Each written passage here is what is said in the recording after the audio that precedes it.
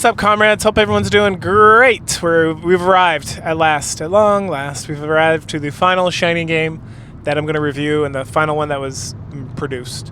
I think it was originally released in 2017 or something.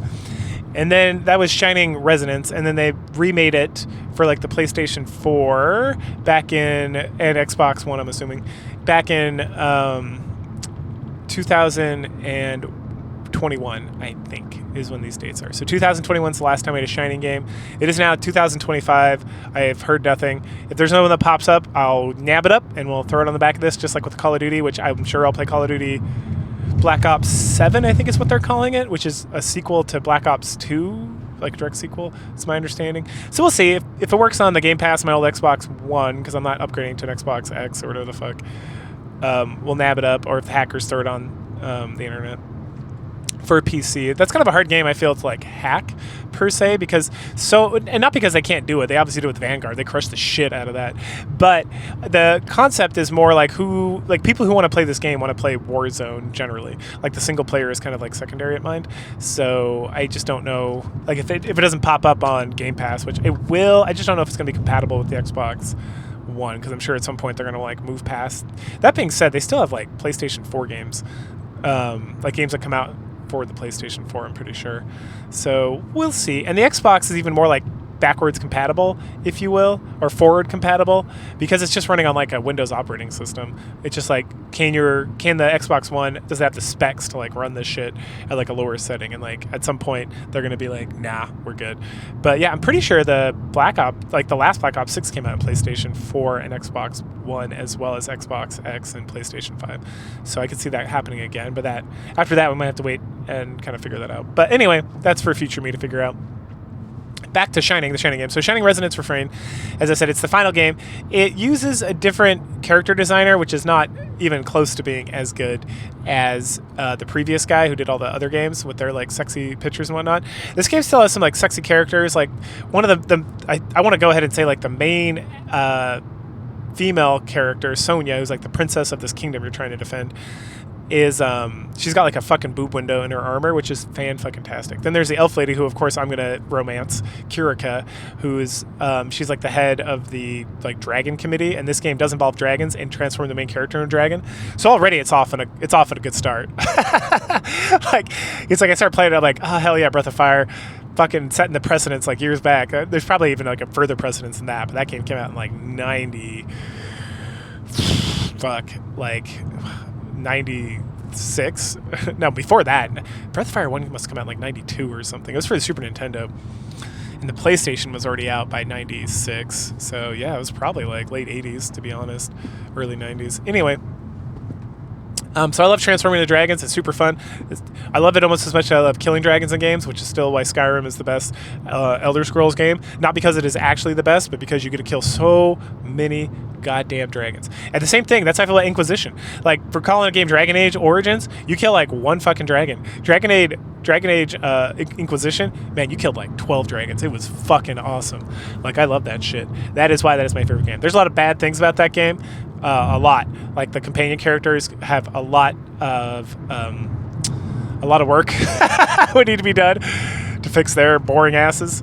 Except for a gay wizard. He was fantastic. Not gonna lie. Got on a whole little thing. Sorry, I was up early this morning. I had to go to do some stupid bullshit army stuff. Anyway, all right. So, where were we? Okay, Shining Resonance Refrain. So, this one is it's very much of like the Star Ocean / Tales games, in that it's an action RPG, but it's like a turn-based. It is not a turn-based game, but it is like you go out and you get into random encounters, or in like a lot of the Star Ocean games, but in this one, and Tales games, but in this one, it's like more like the more present day ones where the monsters are just kind of like kicking it in the field. So you run into them, and if you run into them from behind, it was kind of unfortunate, like for a game that was made in like the 2010s ish. I'm surprised you couldn't do like an infield attack. I feel like they really missed out on that. But you just gotta, if you run into them from like behind, you get advantage and they are paused. If they run into you from behind, they get advantage and you're paused, or you can just do normal encounter. And once you're in the encounter, you get like a little field to play in, and then monsters will like spawn in there, and then you just like you fight them in that area, and then you can do all your stuff, like transform into a dragon. They have this band band thing, which is where like, because the whole thing is like very music oriented. So all the fighters have, I want to call them harmonics, I think is what they're called. I wrote it down like 4 different times in my notes, but I'm pretty sure it's harmonics, like harmonics, right? Just without the H, because they're arms that are also music. So like one lady has like a staff that's like a trumpet. Another guy has like an axe that's a guitar. Kirika has a bow that is a harp. She mostly sings though, to be completely honest. Like there's clearly like a little lyre. It's very much like the Final Fantasy 14 bard situation. It's probably inspired that, to be completely honest, because that definitely came out before this game did. Well, I can't say definitely. I don't look at exact timelines, but I'm pretty sure that's how it all works out. Anyway, all right, so that's fun. And then, like I said, the main character Yuma, he doesn't have any of that music bullshit. He can, he just has his, he turns into a dragon. Then if you're playing the Refrain mode, so when you start the game, it's like, oh, you should play just Resonance mode first, and you can come back and play Refrain mode. And the guide I'm using is like, don't fucking do that, it's retarded.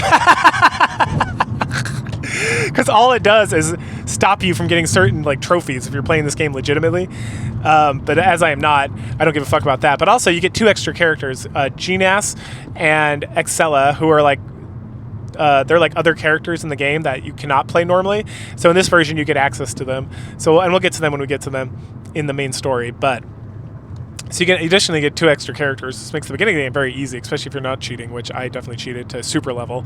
That's all I really cheated though. I gave myself like unlimited gold, because a lot of times gold in this game these shining games like doesn't mean much, and in this game it also doesn't mean much. But it just saves me. I pretty much like eliminated all the grinding aspects. Is all I did. I gave myself like bonus experience points from battles, so I could like max out levels faster, and then I just gave myself more money so I could fucking afford to buy like a teleportation stone and like resurrection stones, so that I wouldn't just like keep dying and then not be able to resurrect my guys until my characters like leveled up enough to get like their resurrection magic. All right, so I'll just go through each character when we get to them and their little stuff as we go, but I think that's all you really need to know about the dragon. Let's see, dragon stuff. Oh, most of the game, again, it's another one of these shining games that takes place in like a small island, like a small little nation. So everything's very contained, and like it's unfortunate because you have like a 3D world. So instead of just like doing quests and then going out to levels like the last several games, you actually go out into the world, into different like biomes, and each biome has like 2 or 3 sectors. So it's like desert, cave, forest, ice mountain, seaside, stuff like that. Sometimes they just have one. I think desert just has one, even though there's like 2 parts of the desert. There's like sandy Sahara desert, and then there's like crags desert, which is like more like an Arizona, Utah desert, if you will. So let me think, what else the fuck's going on in this game? Oh yeah, so sometimes it's like, all right, we gotta trudge all the way out to like this area, and you gotta go through like 6 biomes to get there. Like it takes forever, especially if you're fighting along the way. And then you get there and you do like your little story piece, and then it teleports you back, or you teleport back to the city to like go to the next story. But then you can't teleport back out. So it suffers very much in comparison to like Shining Exia or Shining Force Neo, or Shining Force Exa, where you had like, it was more Diablo style, where you had like, you could use like your teleportation scroll to get back to town and go back, or there was also like waypoints. Like this game has none of that shit, which again is like one of those things where it's like it's like 2021 when this game came out, if not like a little bit later. It's like there's like a few basic quality of life things I expect from like an action role-playing game, and that my expectation is not to be like have to run all the way fucking through these levels like again and again. Like if I want to grind out levels, you literally have a fucking lady who just like sits in camps, because there's camps throughout the world, so you can actually fucking save, because you can't save anywhere, which is another like what the fuck, what decade am I playing this game in?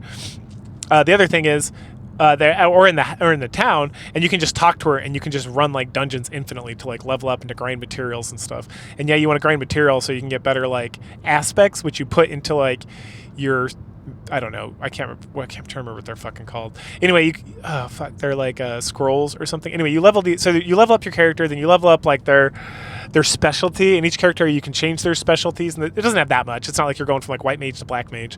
It's more like, are you more, it kind of is, it's like, are you going to be more of like a fighter, more of a dragon fighter, or more of like a magic user? And then what kind of magic user are you going to be? But all the magic's kind of the same and stuff, so it's really not like, there's some customization and you can like fiddle around with it, but it's most of the time it's like just use your regular attacks, and you only control the main character because it's like an action game, and then you have 3 compatriots that can come along with you, for a total of in the extended, in like the re-release, the Refrain edition, there's 8 total characters at the end of the day. But you can only use 4 at a time, so therefore just kind of chill. And they don't gain levels either while they're not being used, which is another like, what the fuck? What decade is this game from? So you actually got to use them. And at some point you got to split the party, so you definitely want to like make sure you're leveling people up. That being said, I really enjoyed the game, to be completely honest. The story's cute. It's very like anime nonsense, and there's like a lot of like side stories. You can talk to people and go through all their characteristics. All the characters have like unique personalities. They're all pretty fun. It's all pretty lighthearted and good stuff. Characters go through some development and some growth. They have some struggles. It's very much like if you play like a Tales game, like Tales of Berseria, Tales of Exia, that whole series of games, or you're playing like a Star Ocean game, like it's just kind of that, you know. It's like, hey, do you like shonen anime? Well, welcome. Here you go. But the dragon mechanic is fucking awesome. I like that, and then the band stuff, and there's a lot of stuff to do. So that being said, if like you don't want to listen to their story, go play this. Like it is a recommend. Compared to like the Shining series as a general, it's really sitting around there in like the upper mids, right? Not mid isn't bad, but like there's games that are like if we're looking at like. This game is like fine. It's like not the best, but not the worst. It's like we're directly in the middle. It's above that, but not by a lot. Like if I was going to go back and play any of these games again, like obviously it would be like Shining Force 1 100 times over, and then perhaps like Shining Force 2. And then after that it starts to get more like, well, I enjoyed playing that, but like, like Shining the Darkness is pretty good. Shining Arc, Holy Arc was pretty good. The Shining Blade was fucking awesome. And then Shining Tears and Shining Wind are pretty good as well, right? So you see what I'm going at. It's like below all those, but it's still a pretty good game. And again, it's like nothing else in the Shining series whatsoever, because this game, this genre or this series has never had a firm identity. And if you think like, oh no, the Shining Force games, and you're like, hell no, because Shining Force, like Shining in the Darkness was actually the first game. So it went from like a dungeon crawler to like some strategy RPGs for a while, and then back to like a dungeon crawler, and then like another dungeon crawler, and then another strategy RPG, and then kind of bounced around from there with like action RPGs for a while. So to say there's like a consistent genre for these games is you're out of your mind. That being said, this does follow the trend of like the more action-oriented RPGs. I feel like the Diablo style of RPG that they were going with, like Wind and Tears and Exa and Neo and all that, I would have preferred something more along the lines of that than what we got here. But it makes it hard when you have all these like cast members. That being said, again, Neo and Exa did a good job with that. And I did like the quest system, but I feel like that it works. The ones that like Blade and Arc and Heart and stuff, but I feel like that's really like a mobile or like a handheld system kind of conception. So if you're going to make a game for like the Switch, I think that would work better, even though the Switch is pretty powerful, to be honest. But for PSP or DS or whatever they were doing, like I felt like it worked out pretty well. Like it was not a bad decision to make in that regard. But with like the full power of like the PlayStation 4 and everything else that came after it, obviously, since that was probably the main modus operandi for creating the system, I would have liked a more Shining Wind, Shining Tears kind of like system. That being said, it's still pretty good, and like the dragon's cool. The quests all make sense and they work. You can get very grindy. But you don't get extra weapons. You don't get extra like arbor or anything. Like the only thing you get is you get items to like alchemy into like. There's no equipment in this game. You build up your like your atonement thing or your tuning. That's what they're called. They're called tuning. So you put aspects into your tunings, and you make more of those, and you do different combinations, and then you just grind out levels and level up that, and that's how you progress in this game. So a little more kind of like a equipment system would have been fun, and like teleportation stones. But this is definitely like, again, if you like Tales games, if you know what I'm talking about, you will like this game. Period. It's fun. It's got good voice acting in the Japanese version that I'm playing. It's got the story is fun. It's just like a fun anime romp. Characters are all good. They're and the babes are hot. The pro-tag-kun is a pro-tag-kun. It's got some mystery and some stuff going on. Like all in all, it was, it's got good villains that are like sympathetic on some regards and like interesting and have their moments. And the game never really like plot dumps too hard. It'll have moments where it's like, here's plot, and then like back to like running around killing monsters and having a good time, and then come back for like more plot or whatnot. But it never like overstayed its welcome. So definitely I recommend, especially if you like Tales games or like the newer Star Ocean games past like Star Ocean 2, to be completely honest. But yeah, so with that said, let's get into the story. All right, so I guess now it's time to hit the story. So let's hit it. Let's hit it hard. So the game starts off. There's an attack on some sort of like prison, and we meet this woman named Sonia, and she speaks to herself and to her guards about how there's like she's looking for somebody, and that someone must be saved. And no lie, she's pretty hot. She's got long dark hair, boob window, pretty good. Slow clap game. Not again. It's not as good as the previous Shining games, like the previous series of Shining games when it comes to their character design, but it's pretty good, right? And definitely the fan service is appreciated. So yeah, there we go. She fights through some guards, and then we find this man that's like totally chained up against the wall, and his name is Yuma. He is super confused about what's going on, and at that point some guards show up. Sonia's men arrive to fight them so that Sonia and Yuma can escape. So at that point Sonia and Sonia, I think it's Sonia. Anyway, I'm going to call her Sonia. So it's Sonia, but it's Japanese, so it's Sonia. Yeah, Sonia works. Okay. So they race to the top of the prison. Yuma questions how we're going to get the fuck out of here, because why are we going to the top of the prison? Like, are we going to fly out of here with, like, nothing? Because airships don't exist in this world. And then Sonia mentions that there's a dragoner who's going to be her assistant. And when we switch over her name is Kirika. She is dope as shit. She's a hot elf, blonde, elf chick with some like super fucking like over the top fancy like Chinese looking robes, right? Like we're talking like old Chinese movies, like these crazy fancy robes. Like she's a princess. Let's see, what does she do? Oh, she comes out. We get a lot of tutorials this whole time. By the way, I'm just not going to talk about it. She breaks in by killing some guards, and then. And they're like, who are you? And she's like, I'm Kirika, some stupid ass long like title that she has. She then ponders on, she's like, oh, they must be up on the roof. How am I gonna get them off the roof? Anyway, we head back to Yuma, and he's kind of having like a psychotic break. There's this voice in his head and everything, and it's like, why won't you just fight? And he's like, I would rather die and stay in prison. And he's clearly holding on to some guilt about something. And some more guards pour in, and then Sonia's trying to protect us and fighting. And then the voice asks him if he's going to sit on the sidelines again and do nothing and let her die. And then Yuma says he refuses to use the voice's powers. And the voice mentions a sword inside Yuma. And so finally Soma like summons forth the blade out of him, and it's something like Vandahelm, the dragon resonator, and it's this big ass like cloud strife sword. So then he joins him with Sonia, and they beat the shit out of the guards. And then we hear her singing, and it's some lady high up on the wall.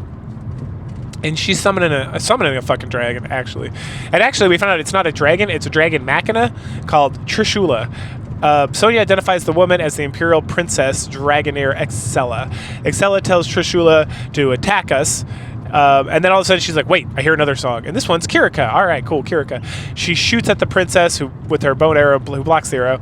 And then Yuma has like another fit. And he's okay. He's just trying not to remember something or not to do something or whatever.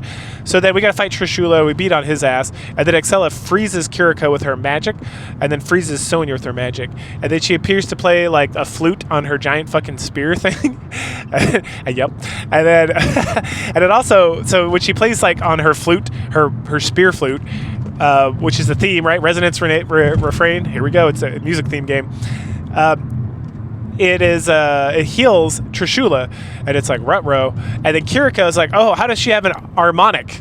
Then Excella taunts us, and Sonia's like, that's fine, we'll just beat it again. And then Excella laughs because two more dragon mecha come down, and they blast the shit out of us. And so Excella walks up and asks, who are you, to Yuma? And Yuma has another inner monologue. And Yuma's like, I'm fine staying in prison, all this stuff. And the voice is like, what about the girls? Don't you want to fuck one of them? That's not what it says. But are you going to let them die? Or are you going to summon the dragon? And so Yuma's like, fine. Blah! And he summons a dragon. In fact, he doesn't just summon a dragon. He turns into a goddamn dragon. And it's dope as shit. And so Excella and her dragons are like, fuck, is that the sacred? Or I don't know if I get the name of it yet. They're very scared, and then Kirika mentions something about it's a resonance, like the name of the game, right? And then the girls climb on back of the dragon, and we all fly off. Excella orders them to follow, but Trishula is like, nah, bitch, we're not going to do that. And then we fought that thing in Ragnarok. That is the head dragon of the actual real-life dragons. And then he says something about Shining Dragon. So, yep, there it is, Shining. We got it. We got the name of the game. Shining Resonance. So we apparently transform into the Shining Dragon, which is the Dragon Mecha are, like, super scared about all that shit. And Excella's like, whatever. Fuck it. We then had like this fun story with like a mural in the background. It's about the elves lived in peace with the dragons in the land of Elfheim, which is there's a lot of Nordic throwback to this, like Ragnarok and Alfheim and all that. And then a dark force god grew angry and wanted to defeat the elves and the dragons. The dragons ended up winning, but caused a lot of damage, which is why it's called Ragnarok. And then the ancestors of those who lived, or the descendants of those who lived, the descendants of those who lived founded Astoria. And Astoria is like this island nation where Alfheim was, or is the name of the island's Alfheim or something. And then 1,000 years went by, and 1,000 years, of course. And so then an empire. I caught the name at some point. I can't remember.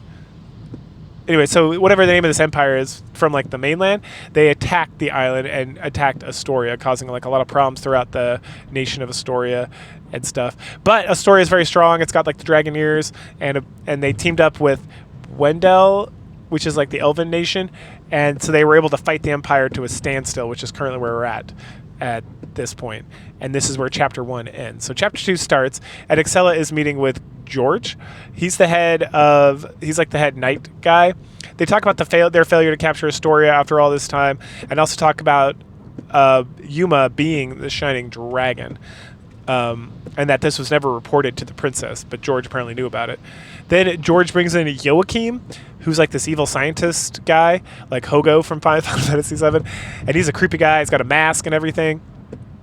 And while he was in the prison, he did a bunch of experiments on Yuma, but there was absolutely no sign that he was able to turn into a dragon or that he had anything to do with like the shining dragon. And then this homeboy Zest shows up, and he's kind of an asshole. And Excella is like, you leave. And then George. Oh no. And then Excella is like, all right, whatever. They have like a little chit chat, and then she goes, and then George summons Beatrice, who's this dark elf chick, and he's like, hey, make sure you go with the princess to protect her. She leaves, and then let's see. Then we get a scene with a girl who has a super fucking awesome sun hat, and she's sitting by this dragon, and she's healing him because he's sick. And then the dragon can't like remember his name or something, or Yuma can't remember the girl's name or something.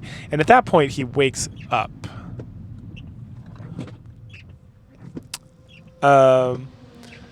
Let's see. Oh, and Kirika is there. He calls him she calls him his Radiance. And then she's taking care of him. They brought him to Magra, which is the Astoria capital. She mentions that she's the Diva Magica, like the head Dragoneer of she leads all the Dragoneers and like their Dragoneer abilities. And we learn that the Dragoneer translate messages from dragons to humans when there were dragons, but apparently there are not any dragons. But there's a lot of dragons in this game. Don't let that fool you, because they're not around anymore.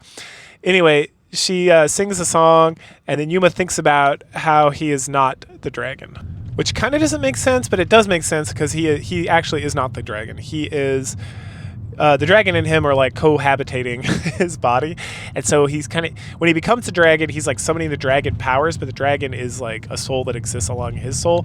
But Kirika thinks that he is the dragon, that's why she calls him Radiance, and this becomes more important to the at first I was like, okay, whatever, this is like some semantics, but no, it actually becomes very important to the story later. So again, like most of these Shining games, even the ones that are kind of boring or like whatever, they're written pretty well, even when I have a hard time understanding what's going on. But, whatever, he's just going to roll with it. He's not going to, like, argue with Kirika. And so then this little girl, Primula, shows up and sees that Yuma's awake. And she's like, oh, and she runs off. And then we meet, like, her mom, Emma, who runs this inn that we kind of, like, run the headquarters out of. She says hi. She mentions their food. And she mentions that the princess is waiting downstairs. And we're like, who's the princess? And it's Sonia. Oh, Sonia's the princess of the story. Yay, so many princesses. She's the crown princess. There's no other people to inherit the kingdom, so she will be the queen someday and all that good stuff. And that she's also in training to be a Dragoneer. So Kirika is actually a Dragoneer, but Sonia is in training to be a Dragoneer. So she does not have an Harmonic. There we go, Harmonic. Kirika mentions taking Yuma to see King Albert to explain the whole situation. So we're like, yeah, sure, so we go. So then King Albert thanks Yuma for taking care of his daughter and for helping her escape and all that stuff. And then he makes a request for aid against the Empire. But before Yuma can answer, he...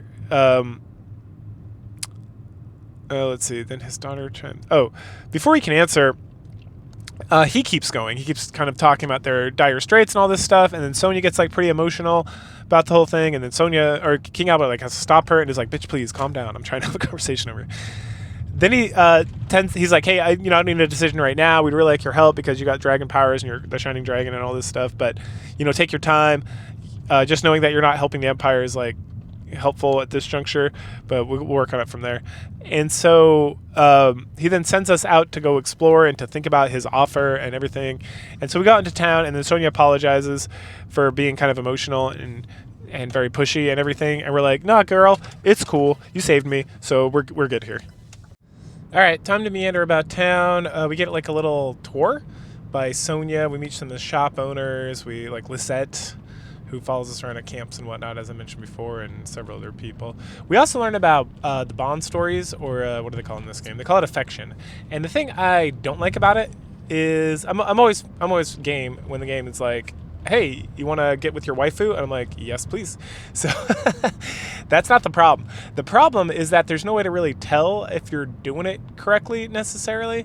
Like every now and then you'll have these like conversations, which I don't remember when they started. I think they started with Shining Blade or Shining Heart, where you get these like timed events where you have to make like the correct choice or just like wait it out to get like increase in bond value.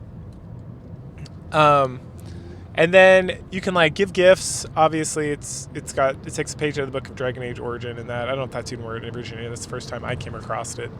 To increase your like affection, and then like you kind of rate whether you're going to be able to choose somebody. So you go on these events, you like have these little flirty encounters. You can do like nighttime events. You can talk to them in the day. You can give them gifts if you do their quests and get items to give to them to like increase their bond value. And then if at the end of the game, right before you fight the final boss, there's a situation where you can. Sorry, I'm trying to remember how to get to where I need to go. It's coming from somewhere else than I normally do to get to work.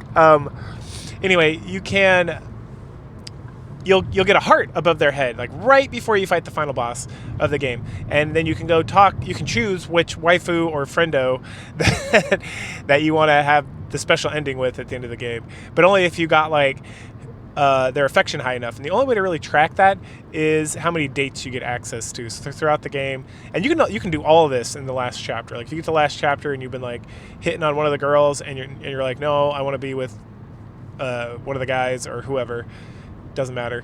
Then you can at the last minute be like, "I want to do this instead," and then you can just kind of grind it out then. So it's not like if you miss something in one of the chapters, you're like fucked.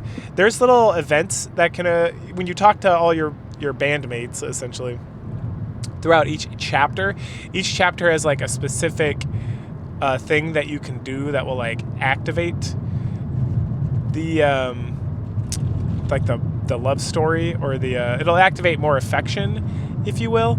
And so if you want to get like free affection, essentially you can just do those, but you don't have to do those because there's so many other ways to increase your affection. So if you miss out on those, it's not the end of the world. You can still go back and get your date on or whatnot. So I decided to do Kirika because at this point it's been all blonde-haired elves or silver-haired elves this whole game, so fuck it.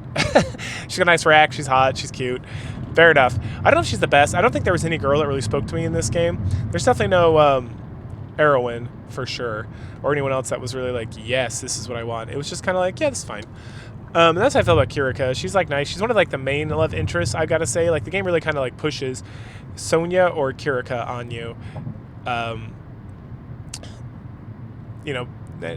Beside the fact of them just being like the girls who rescue you from the very beginning, there's a few other girls and there's some guys that you can like pursue. I don't know if the guys will. I don't know if there's like gay romance in this. I didn't pursue it because I don't want to play through the whole fucking game, but I doubt it because it's a Japanese game. Man. So I'm sure it's just some like Brotown action you get from that, but yeah, there you go. So after we kind of make that determination, we return to the Seagull Inn. There, Emma introduces us to Burroughs. Burroughs is the captain of like the guard, the Astorian guard who hangs out here. He has a request for the Dragoneers. We find out that the Dragoneers, that there's 7 Dragoneers, or there's 7 harmonics, and the Dragoneers are those that can use the harmonics. So Kirika, and it got me confused at first. So Kirika is the Diva Magica. She is like, so the Diva Magica is a totally different thing, and we get like an ability to do like songs during the game, during battles later on, and she has to initiate it because she's the Diva Magica. She's like the head singer and whatnot. And then she can combine her capabilities when we get some more of the Dragoneers, because all the Dragoneers have harmonics, and the harmonics are what let them be involved in like the music, and then they can all sing and make music together. But it's always led by the Diva Magica, who is Kirika. Yes. Okay. So, and if you remember, Sonya is not a Dragoneer. So there's 7. One of there's 3 Dragoneers, elf Dragoneers. There's 3 human Dragoneers, and then there's the stolen Dragoneer, or the stolen harmonic, which is possessed by Excella at this point. And the harmonics were all created by Shining Dragon 1,000 years ago during Ragnarok when he was fighting Deus. And so what we learn is that the Dragoneers tend to be involved in like menial tasks. They go out and like help people do like bullshit quests, but they also like help with guarding and doing attacks and stuff. So, you know, obviously that's what we're going to be doing. We have a quest system in this game somewhat. The quest system is not how you operate the main story. The main story, you just kind of go through the main story.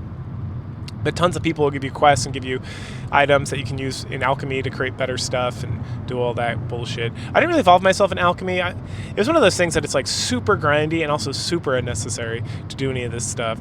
And with my cheating, I just wanted to kind of like get my characters leveled up pretty high so I didn't have to worry about grinding.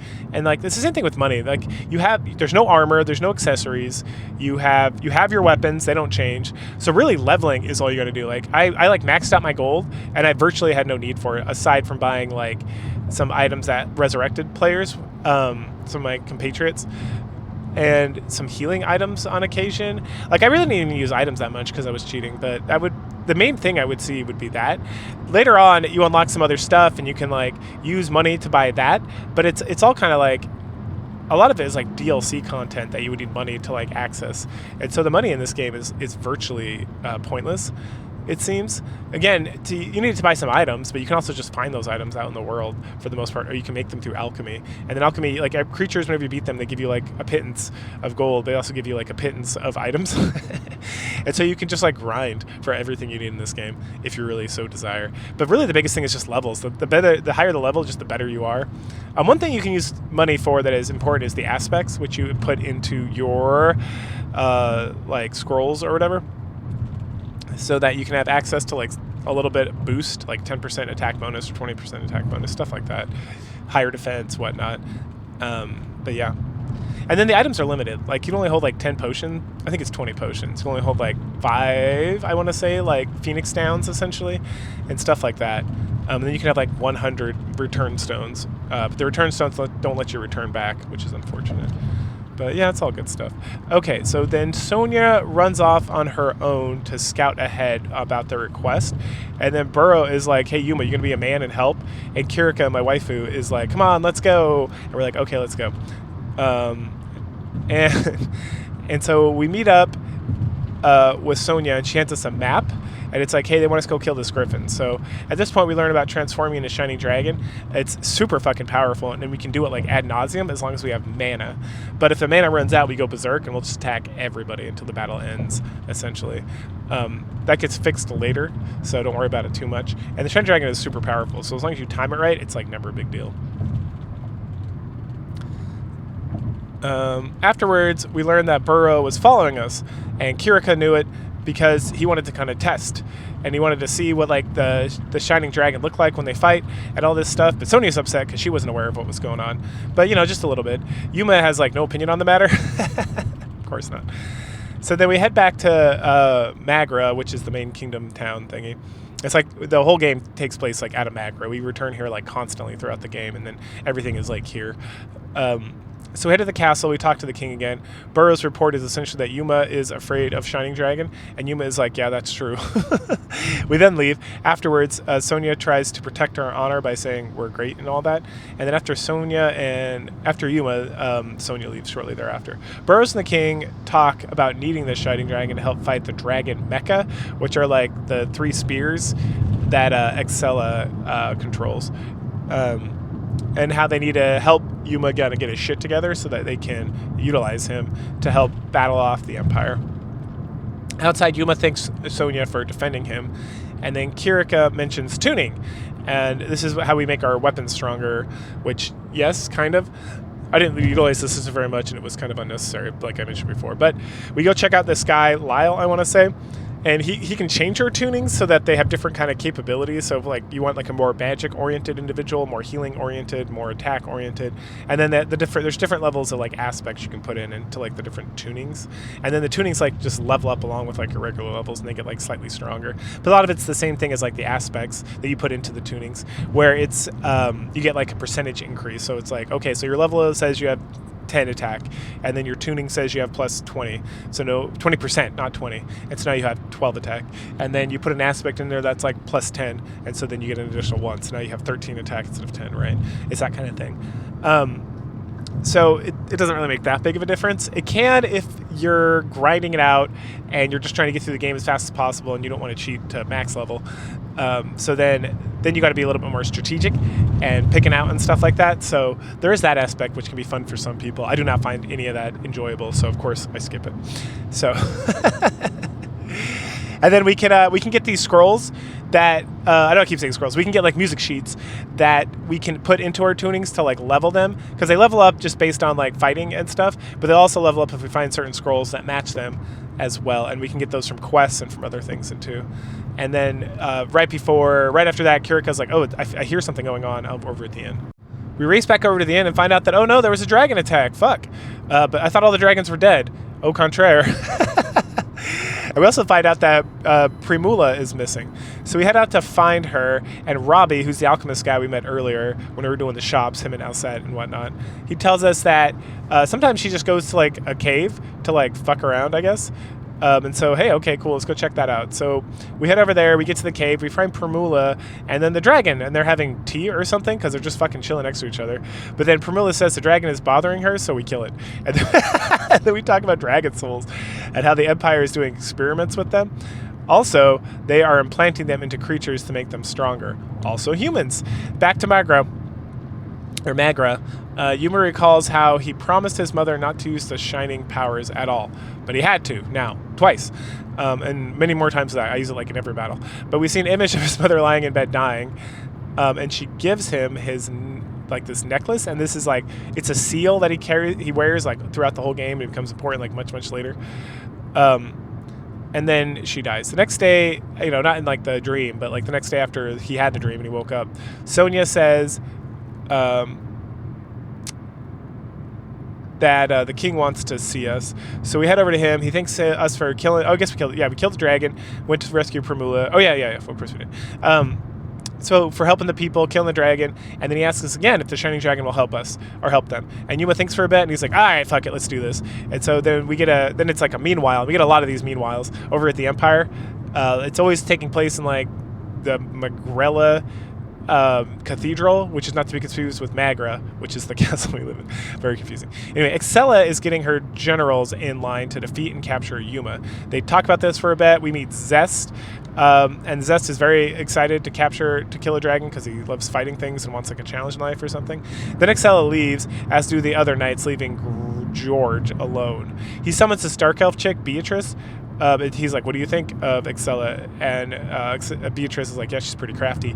So George is like, all right, well, be careful. I need you to like watch over her, but also keep spy on her for me. And then Beatrice is like, okay, sounds good, I'll do that. Then back over to Magra, Kirika thanks Yuma for helping them fight, and then we get to go out and explore the city some more. So we go fuck around in the town, unlock some quests, chit-chat with some people some more, do affection stuff, yada, yada, yada. We do this every time we come back around here. At some point, Sonya's like, I want to go on a patrol. You want to come with us? And we're like, sure. Kirika, you should come too because you're my wife and I want to be with you forever and such. And she's like, you bet, big boy. And she clearly has a thing for like the dragon, more so than Yuma at this point. She keeps referring to Yuma as like his radiance. And Yuma keeps trying to be like, I'm not the dragon. The dragon's like inside me. And she's like, yes, your radiance. And he's like, okie dokie. And then we go on our little patrol, and then we're about to come back and take a little napopotamus when Fromage shows up. Who's Fromage? Fromage is a little green bird, and he serves Rena, who's another Dragoneer. Apparently, she was out spying on the Imperials to keep like an eye on them, and now she's like embattled. because as she was fighting, some of them, like a whole force of them, showed up. So at this juncture, I just want to make a note. I'm going to pause the story for a second. The game's like got de novo curse on it, but of course I'm not going to play with de novo. Fuck that. So the hack copy I'm playing gets rid of the de novo, but I was reading on like the Fickerl forum for the game that it does like randomly just crash, and it does, and then it will crash like multiple times as you try to load into it, and then you can just play. So one of the things hopefully I'm gonna not cut into this video if you're watching, is like I save like every second that I get, because you can only save at save points, and so I'm saving constantly. And then I'd be like mid cutscene sometimes, and it'd be mid like bot boss cutscene, second boss cutscene, and then it would crash, and I'd be like, Lord Jesus Christ, give me strength, right? And then it would sometimes take like 20-30 minutes for the game to like actually decide it was going to play again. So that was super annoying. And someone had a fix, and I put it in there, and it seemed to work, but then it also crashed again after I put that fix in there. So I don't know. But I'm pretty sure it's a de novo thing, because de novo is a curse on the land, and that company should be hacked. Like Anonymous, if you're still out there, and I know you guys got like weird during COVID and shit, but you need to go into like de novo's headquarters with your hacking magic and just completely destroy all their stuff forever, because they are a bane on the existence of video games and on mankind generally. And I refuse to play things that have de novo until it is like completely cut the fuck out. So this is like the most I've had to deal with it, and it is absolutely terrible.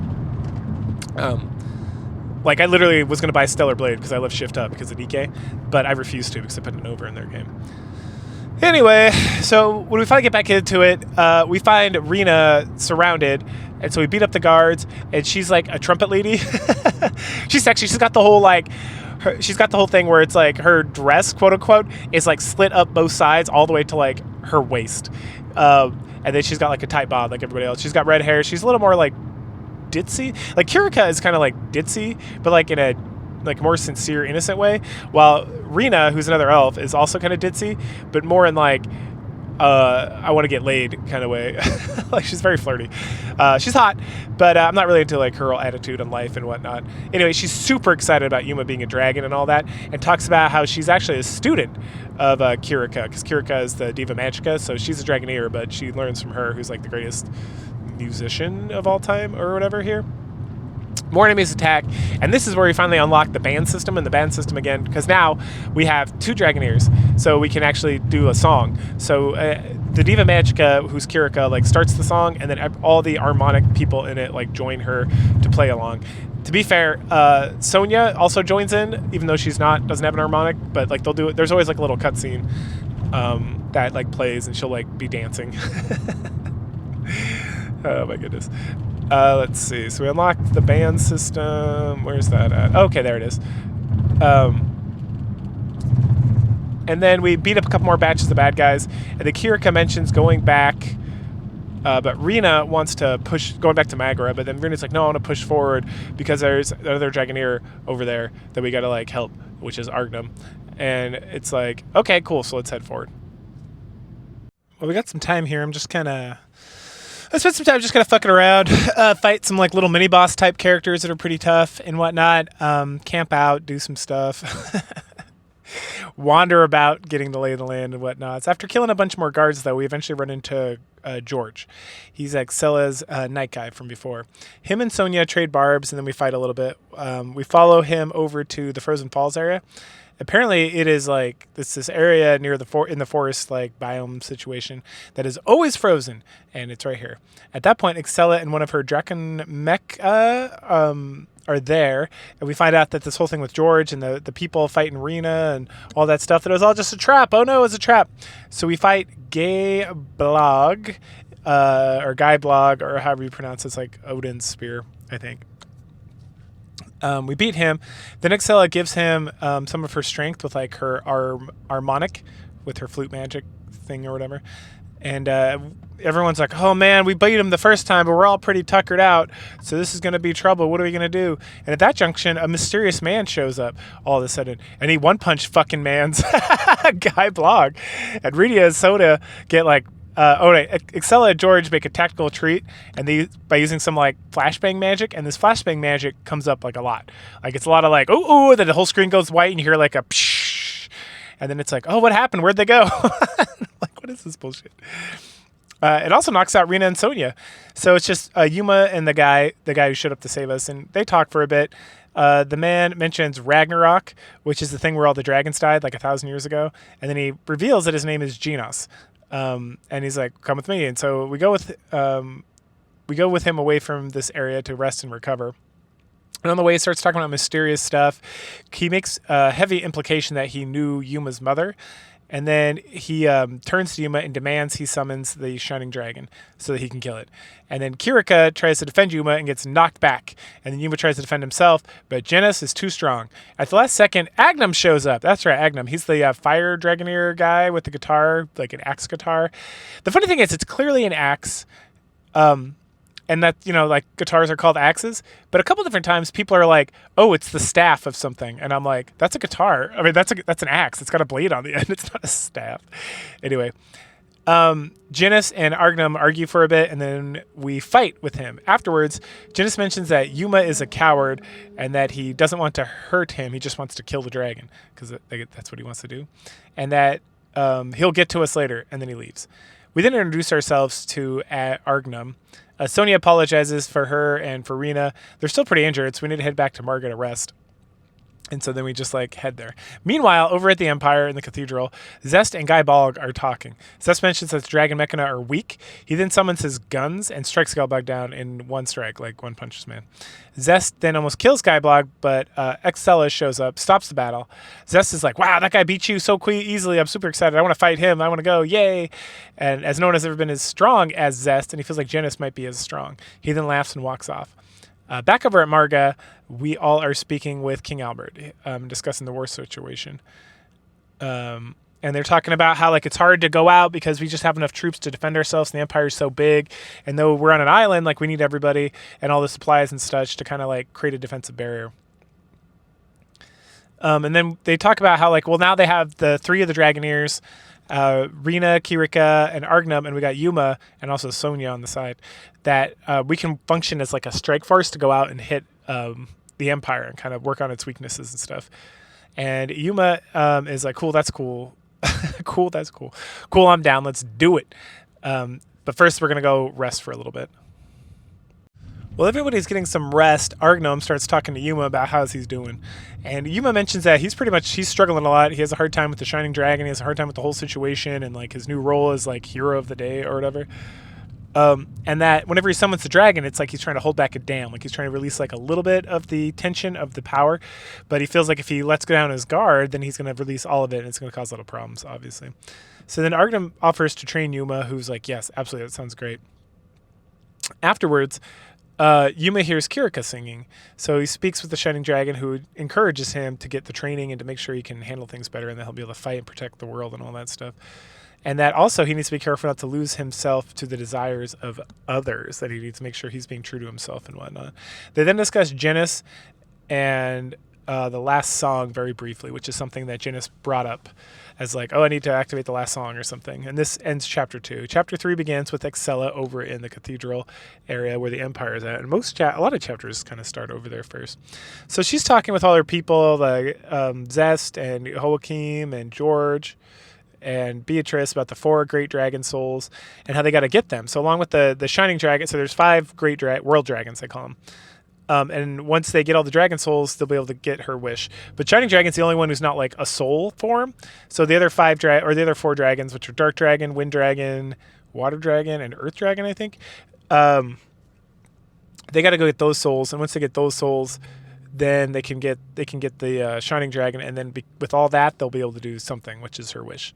And then she talks more about how for the last 10 years there's been a civil war, and that her father had to, that 10 years ago there was a civil war, and that her father and the Dragon Mechana had to be there to stop it, but that recently her father's been sick and that he's dying.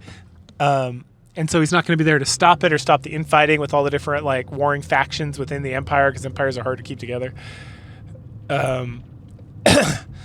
And so her wish has something to do with what's going on with that. George then questions if it's necessary to deal with the Shining Dragon and everything else because they have the Dragon Mecha, and she's like, whatever, and leaves. And Zest is like, I just want to fight Genis, so I want to go find this dragon as well, these dragon souls as well, because maybe they'll help me get to him. It should be awesome. And then we get some more sketchy stuff with George and Beatrice the Dark Elf after he leaves. And Beatrice recognizes one of the party members. She's like, "Oh, I knew this person. Something, something."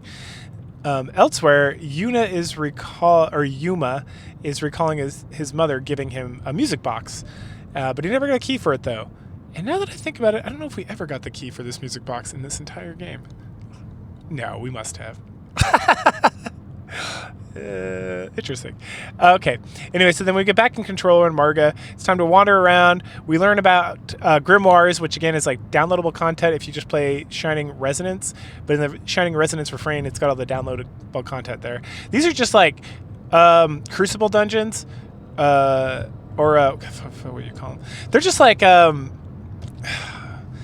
in Bloodborne, right? Where you can just go and you can just like grind out stuff and get better mats and all that stuff. That's pretty much these are. There's just like a lady in town, and then at every camp, I can't remember her name off the top of my head. Let's see, does it say anything? No. Anyway, so you can go in and you can like build them, so you can like fight a boss, or you can fight like a series of creatures, and it's like, oh, I need more of this to like alchemy this. You can like buy items from Lisette, who's always right next to the grimoire lady. And you can set up these dungeons however you want, so you can grind materials or just grind levels. And it's super, I think it's nice. I played through a couple just to kind of check it out. It's pretty straightforward. There's like, if you're not playing like a boss one, and the boss one is like, before you start the battle, you like activate certain orbs that you can like find or that you can buy or whatnot. And they change like the layup of the dungeon. But if you choose one that's like Gaybolg, for example, where you can, it'll just be the dungeon's just fighting him as a boss, then you have to go through like 2 or 3 levels, and you have to find the person who has like the key to like the orb that transports you to the next level. Anyway, it's pretty much just a way to grind more without having to like wander out throughout the world, which is super nice. We also find out that Rena sells flowers. I never got like every time you talk to her, like every day, you can buy like 1 flower. The flowers seem completely random and don't seem to have any other purpose than that. And then we go to Argum to train. And after that, we get summoned to the castle, where we learn that the elves, part of like the Astorian defense, are noticing some movement. And at that point, we meet Leston. Leston is Kirika's brother. He is very skeptical about using the Shining Dragon. So after we talk to them about that, we do some affection stuff. And Kirika apologizes to Yuma about how her brother behaved. And we're like, no problem, babe. We got you. And then, and as I said, we try out some Grimoire dungeons at this point right before we head out to continue the main story.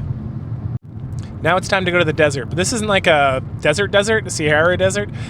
Or, the Sahara Desert. It's more like a Utah-Arizona desert where there's like cliffs and plateaus. And it's still very deserty, but it's not like as deserty. In fact, it's called like the crags of something. Anyway, we fight more of the Emperor's men. We kill a whole bunch of them. At some point, Beatrice shows up, and she does something to Kirika, something with like a miasma, and Rena like runs out and like drives her away or whatever, so we can grab Kirika and like retreat a bit so she can recover. And then we find out that Rena, Kirika, and Beatrice knew each other 20 years ago. And then we go back and fight her. We beat her ass. And then she's like, okay, done. My mission's done. Adios. I got some other shit to do. And it's like, why the fuck are you here? And it's just so that we can understand. It's so we can develop more character behind her and learn more about Kirika and Rena, which is fine. It's good. Kirika questions her mission. And then she shows us some artifact, which we find out is the soul of the Earth Dragon. So, oh shit, they already got one of the World Dragon souls. And this is a World Dragon. And then we learn at this point that the World Dragons all teamed up together. So Shining Dragon, Dark Dragon, Earth Dragon, Sea Dragon, Sky Dragon. To 1,000 years ago to fight and seal away Deus. And then before Beatrice like really goes, Kirika is like, what are you doing? Why are you doing this? And Beatrice states that she wants to see Wellant, the elf nation, burn! Oh no! So back at the inn, Rena is up late being super pissed off, and then Yuma's like, what's wrong with you? What's going on? And why are you acting drunk when you're not actually drunk? She then tells us that Beatrice was caught trying to steal an harmonic from the elven people, because they had 3 of them. And because of that, she was banished. And then Rena starts to get like really like touchy-feely and inappropriate when my girlfriend Kirika shows up and is super pissed off. And she starts to drag Rena off. But then Yuma asks her about Beatrice. And so Kirika's like, don't worry about it. And then they leave. Meanwhile, we head back to the cathedral with Excella. Beatrice has finally brought her the Earth Dragon World Soul. They chatter. and we find out that Joachim, the researcher, left without telling anybody, which is like a big no-no. And so Excella asks Zest to go find him, which he does. Back at Marga, the king summons us once again, and then we start discussing the world dragons and their souls and about the battle 1,000 years ago and how they sacrificed themselves to seal Deus. The harmonics saved the Shining Dragon's mind, so when all the world dragons sealed Deus away, it like cost them their existence. But because the Shining Dragon had like empowered the harmonics with like his love or his like, I don't know, whatever, and the Dragoneers with him, they were able to save his soul so it didn't get turned into like a soul thing, and they were able to put it into like a body, I guess, or something. And then we learned that the Dragon Machina, that they were all on Deus' side, and that after Deus was sealed, that they all like took a big napopotamus, and that Excella must have woken them up with her harmonic recently because they've been like asleep for like 1,000 years. And then we talk about how like Kirika doesn't know where any dragons are, and that dragons like have not been seen forever or whatever, but likely that or where the world dragon souls are, but likely they're going to be in old ruins that, you know, like where people would have placed them, and then like everyone had just forgotten about it. So we got to go and figure out some old ruins and search it out. So everyone kind of splits up a little bit, and Yuma goes and talks to Roby, the alchemist guy, and he mentions that there's a place in the forest level where there's like ruins or there's some sketchy stuff going on, and then Kirika mentions that there's ghosts, and it's like, ooh, ghosts, that's probably where we need to go for ruins. Let's go check it out. So through the forest, we find the Ludlam caverns, and once we get there, Kirika's like, oh, I sense a dragon soul here. So we eventually find a kid that everyone thinks is like a ghost, and we find out that Argonum's like super scared of ghosts, which is hilarious. So we track him down, and we find that it's Ete, who Yuma mistakes for Marion. And Marion and Ete are twins who are imprisoned in like whatever the crazy prison is with Yuma. But then we also find out that Ete now works for Joachim, so it's time to fight. After we beat him up, we learn that Ete was implanted with a dragon soul. So, but don't get confused. There's world dragon souls, and then there's dragon souls. So if you remember, the Empire was doing experiments with dragon souls and putting them into humans, so apparently they put one in Ete. But the world dragon souls were like much more impressive, and they have not done that. And we find out that Joachim is also looking for world dragon souls, and then we get flashbanged so they can run off. Yuma thinks about how he heard Marion was dead, but that the way Ete spoke, that maybe she's not, which would be fun because they were kind of friends in the prison. Argnum knows about another ruins we can try, so we head back to Magra. Meanwhile, over at somewhere, Joachim is checking on Ete about something about his eye acting up, and how him being near like the Shining Dragon is causing some problems. At that point, Zest shows up, and they have a little chit-chat. Heading back to the inn at Magra, we're waiting for Argnum and Rena to come back from their like scouting mission. They went to go check out and see if they could find ruins or something. And so Kirika and Sonia at this point are like tired of waiting, so they also go off to prepare for whenever they get back so we can head out. And then we're just sitting around playing around with our music box, I guess, because Primula, the girl who's the daughter of the innkeeper, Emma, comes in with some tea. And while Yuma's messing around with his music box, she's like, oh, where'd you get that from? And he's like, oh, this girl that saved me, I got it from her. And it's like, okay, so that chick in it. So every now and then we'll get like this dream where Yuma's like talking to some lady, and she's like, oh, I got you, don't worry, something. And he's like, yeah, but there's no key. Oh, I brought this up already. Yeah, so there's no fucking key, and I don't think I ever got the key. But that he knows deep in his heart the music box is very special despite how plain it looks. And then as they're having a nice little conversation, Fromage rolls in and announces that we are headed to some new ruins that Rena and Argum found. So we head out with the whole crew. We find the ruins. Rena uses some doohickey, some like gadget to open it up. And inside we find the dragon souls being guarded by some big ass golem. So Kirika sings. Let's see. Oh yeah. So we defeat the golem, and then Kirika like sings so that we can like gather up the world dragon soul. And right then, Joachim and Ete show up, and he's like, I tweaked Ete, my little puppet here, a little bit. So now we're gonna fight again. So we fight, we win again, and then Marion speaks out from Ete, and it's like, the fuck? Because it's like, Yuma, I'm here, and it's like, wait, what? And then it's like, oh, it looks like they were merged or something. Like there's some shady shenanigans that Joachim's been involved. And Joachim gets super upset. So then he sends Zest at us and takes Ete and leaves. So we fight Zest, we beat him, and then he taunts us, and then he shoves some crazy red power ball into himself, and then he beats the shit out of everybody. And he's about to kill Yuma when Sonya blocks him. And then Yuma unleashes the Shining Dragon for realsies this time. So then he fights, the Shining Dragon fights Zest. Zest gets bored because Yuma is not using all his power, or he says something about like, I don't like this. You're not being selfish enough. You're doing this to help your friends. I don't like it. And so I'm leaving. And so he just does. And I'm like, okay. But the problem is Shining Dragon's berserk.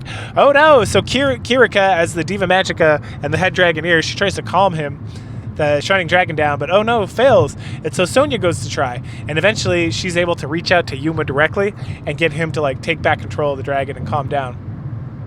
We then head back to the inn. Yuma's been like passed out for a while. This is also a common theme in this game. You will pass out and then we'll return. And then Argrum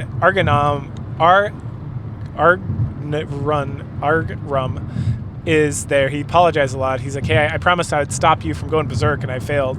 And Sonya had to do it. So we go check on her. She's doing great. Yuma apologizes for going berserk and all that. Sonya's like, yeah, there's no problem. Outside, Kirika is listening in.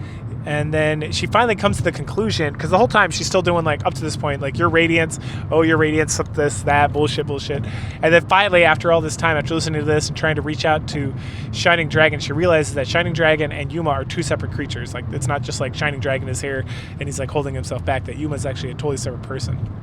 And she decides that, like, if she's going to be the Diva Magica, she needs to, like, approach this whole thing differently. And she needs to focus on Yuma and Yuma as an individual and not just be consumed with, like, the Shining Dragon, which is important in a relationship that they take you seriously. Anyway, we head back out to the ruins. We don't head out. I'm sorry.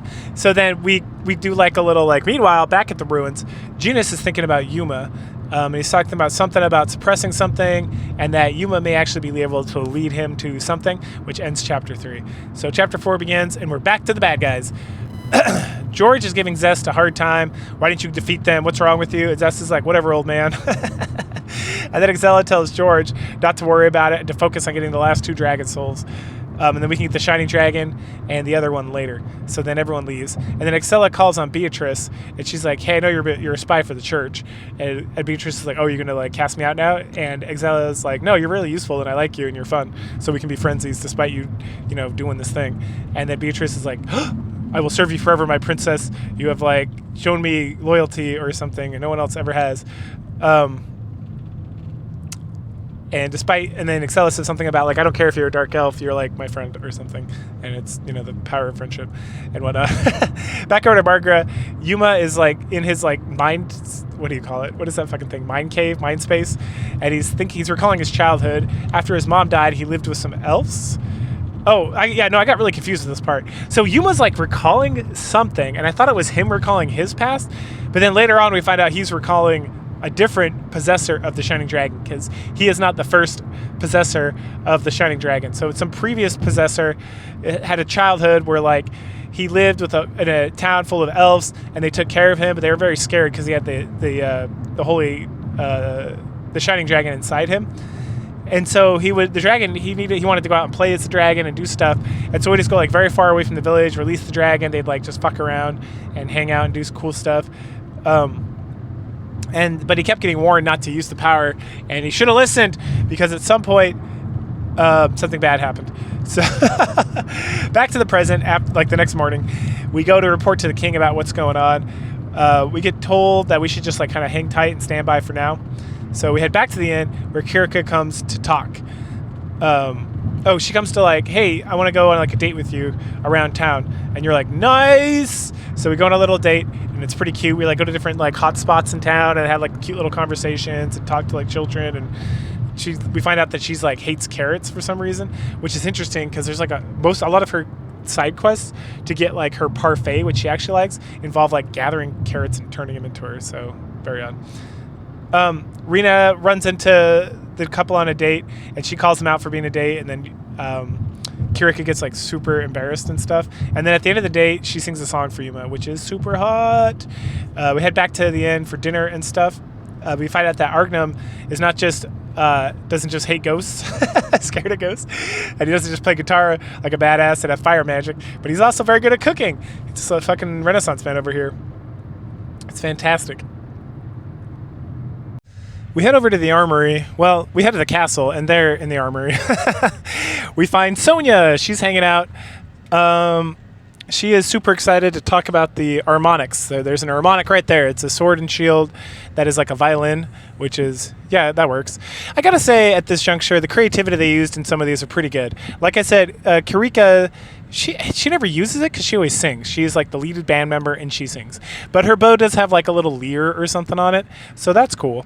But then the axe is a guitar. Yeah, okay, that makes sense. That's not super great. The trumpet from the staff is badass. The flute spear is good. And then a violin, with a sword and shield. Pretty good. Not gonna lie. It's like pretty fucking good. Anyway, she like really, really, really wants to be a Dragoneer, and she's so excited to be able to use an harmonic. And she's, sad it's taken so long or whatever. So we talk about that for a little bit, and we talk about what she's got to do still. I think we find out here. I don't have it written down. We'll talk about it later when it comes up. And so then we go talk to the harmonic guy, Julius or whatever, and he sends us out to the Elmore Forest to get something because we're trying to figure out how to help Sonia be able to use the harmonic, and somehow that's related to going out to the Elmore Forest. So we go out there, we kill a troll, we head back. Sonia's like, oh, thank you so much, that was super helpful and stuff. And then the tuner guy, the harmonic tuner guy, mentions that he can't repair the harmonic because he only repair it for a user. So she wanted to like clean up or repair or something the harmonic, but she can't because she's not the user. Back at the treasury, we find out we find out that actually her dad's a Dragoneer. That's right, King Albert, but that he injured himself, but he's still alive, and so technically he's still in charge of the harmonic, and so it's still his or something. And then she really, really wants to use it. And so she gets it down just to like show it to us and mess around or whatever, and we really encourage her about that. Meanwhile, back over at the prison, we see that Ete is being experimented upon by Yo. Oh, the other thing we notice is that there's two, right? So we have Argnam got his like guitar harmonic, and then there's two others here. There's the one that King Albert has, and there's one that like nobody's using. So maybe that'll be Sonia's. Maybe she can use it. We'll see. Anyway, back over to Ete at the prison. He's being experimented on some more by Joachim. Something about the eye. He's having some sort of dream about something, and then he wakes up and he keeps telling himself he's Ete, which is sketchy as fuck because where's his twin Marion? It couldn't be that Marion is actually Ete and Ete is dead because he's Ete, right? Anyway, back to the end. Burrow comes up to give us another mission. There's been imperial activity near Sleepy Hollow, or Silent Hollow. I think it was Sleepy. I think it's Silent Hollow. Anyway, I'm going to call it Sleepy Hollow because it's funnier. So over at Sleepy Hollow, which is right by where the prison's at, where we escaped. So we head over there, we find Ete, we beat the shit out of him, and then Yuma approaches despite Ete firing on him. And then we learn for sure what I just hinted at, which is not too subtly, that Marion and Ete are combined, right? There's some sort of combination, and there's like some sort of power struggle and whatever. And Ete finally takes over and blasts Yuma and then leaves. Yuma is, I'm like, I have to go. Or Yuma's like, I gotta go save Marion. We gotta do this. And then Argnum's like, stop being so selfish. We're all gonna go because friendship is magic. So we head after her. We busted the front gate of the prison. And then meanwhile, while we're doing that, Joachim finds out that there's like shenanigans involved, and he's like, get Yuma and such. So we go through, we kill through the first level of the dungeon, then we switch back over. Marion is starting to recall calling out to Ete, starting to realize that he's actually dead, and about how she's like, oh, I'm having like a mental break. I see. I'm starting to like wake up and realize what's going on. And apparently we learned that Ete was killed when they were trying to combine dragon souls onto people because like when they injected it to him, it didn't work right, but like it kind of worked, and then he died. And then Joachim is like, wait a second, we have a twin right here. If it kind of worked, maybe it'll kind of work again. So then he takes like the eye, which is the dragon soul that would kind of combine with Ete, and like shoved it into Marion or whatever, injected it into her. And then she was like rejecting it, but because it kind of worked on Ete, he did some sort of mind control to convince her that she is Ete, so that it would like stick, so that he could utilize the power of the dragon soul, or she could. I know it gets kind of confusing. So we kill our way through another level. And then we go back to Ete again, and then Joachim finds Ete like freaking out as Marion, and then does something to like reestablish his mind control or whatever. And then finally we burst into the library where they've been doing all these like side adventures while we're trying to kill our way down here, where Joachim and Ete are. And then we find that Marion is fighting the mind control, but she's losing, so we have to fight both of them. And we focus on Joachim, like specifically. It's like, let's get Joachim, and then maybe blah blah blah.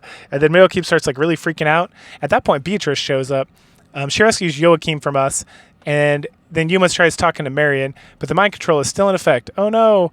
And so Yuma grabs her, and then he uses the power of friendship, because friendship is magic, to get her to let go of the idea that Ete is alive and that she's Ete, and to finally he solves through the power of friendship, which as a professional therapist, this is exactly what cures mental health disorders. And I'm not joking or being facetious at all. This is me being very serious. That if you have good social connections and people that care about you and people that take care of you and will make sure you're doing okay, you can overcome most mental health disorders. Not the super severe ones that are like chemically induced, but most are not. So the average person, if they just have a few good friends, they are able to overcome anything. And that is 100% accurate, because all therapists are highly paid friends. Anyway, back to the story. So excellent. I like how they have extremely accurately describe how you help somebody overcome issues of PTSD, because this is exactly how you do it. You love them, and you help them, and you're there for them, and you help them work through their issues, so they don't have to pay a fucking therapist $500 an hour. Anyway, so Sonia and crew welcome Marion onto the team once she's finally like dealt with her trauma and let go of her dead brother, and then we all head out. Afterwards, again, it's the end of a chapter, you can tell, because we get like, oh, so hooray, let's head back to Marga. And so then we see Genis. He's watching us, and he's making some commentary about what happened and how he needs to investigate more. And that... Oh, okay. And then my game crashed like 8 times in a row because the de novo is so powerful that like the fact that I removed it makes the game very sad, and so it crashes a lot. I think I mentioned this before, but the game crashes a lot. Like it was kind of a slog sometimes to get through. Like I would literally have to like restart my computer because whatever fucking darkness is the remnants of like the de novo ghost in this fucking game like did not want the game to work. So at some point I just had to skip the cutscene, because the cutscenes are usually where the crashing occurred. That and like loading screens or whatever. And so something happened at Excella's place. I'm not sure what it was, because I totally missed it. I'm sure it wasn't that important. But back to the end, we're all hanging out, having a good time, and Burroughs shows up, and then he chides Sonia, and then he's like, we got to take her to the castle right now. And he grabs Marion, take her to the castle. Ruh-roh. So we follow Burrow and Marion to the mansion, or to the castle, and we find out that dun-dun-dun, Marion's a Dragoneer. And the reason they called her is because as soon as she showed up in town, the harmonic, which is like this big cannon with like a keyboard on it, started resonating. So that's the reason the king sent her over. So she gets her new weapon. She gets to join the team. It's like a Dragoneer. Sonia is super sad because she's been trying so hard, but she's putting on like a good face about the whole thing. Yuma is very concerned with her, but also impressed that she's taking it so well. Meanwhile, we head over to Genus. He's standing around thinking to himself about the Sanguine Church and their involvement, and then he gets attacked by Zest. They fight a little, and Genus is like, I don't have time for this shit. And then Zest gets mad because Genus isn't taking him seriously. And then Genus hints at all this like mysterious bullshit and tells Zest to get that if he wants an actual fight with him, he's got to get Shining Dragon out of Yuma first. Then they'll fight. And Zest is like, yeah, boy, I got it. So then we head back to Marga. And at the inn, Marion is going to train with Kirika and Rena on how to be a Dragoneer and play her instrument and do the band system and all that. And then Yuma's just kind of hanging out in his room. At some point later, Marion comes in. She throws off the eye patch, and we see that she's got that like eye thing that cats have sometimes, or like each one's a different color. And then she's also wearing like a much more, and then Yuma's like, wow, you're wearing a much more like feminine attire. And it's literally the same outfit she was wearing when she was pretending to be Ete, only now it's pink instead of purple. It's like the fuck. Anyway, sounds good. Anyway, she gets like real close, and then Yuma starts getting flustered because she's a pretty lowly girl with multiple eye colors, which is hot as shit. And also he's dating Kirika in my headcanon.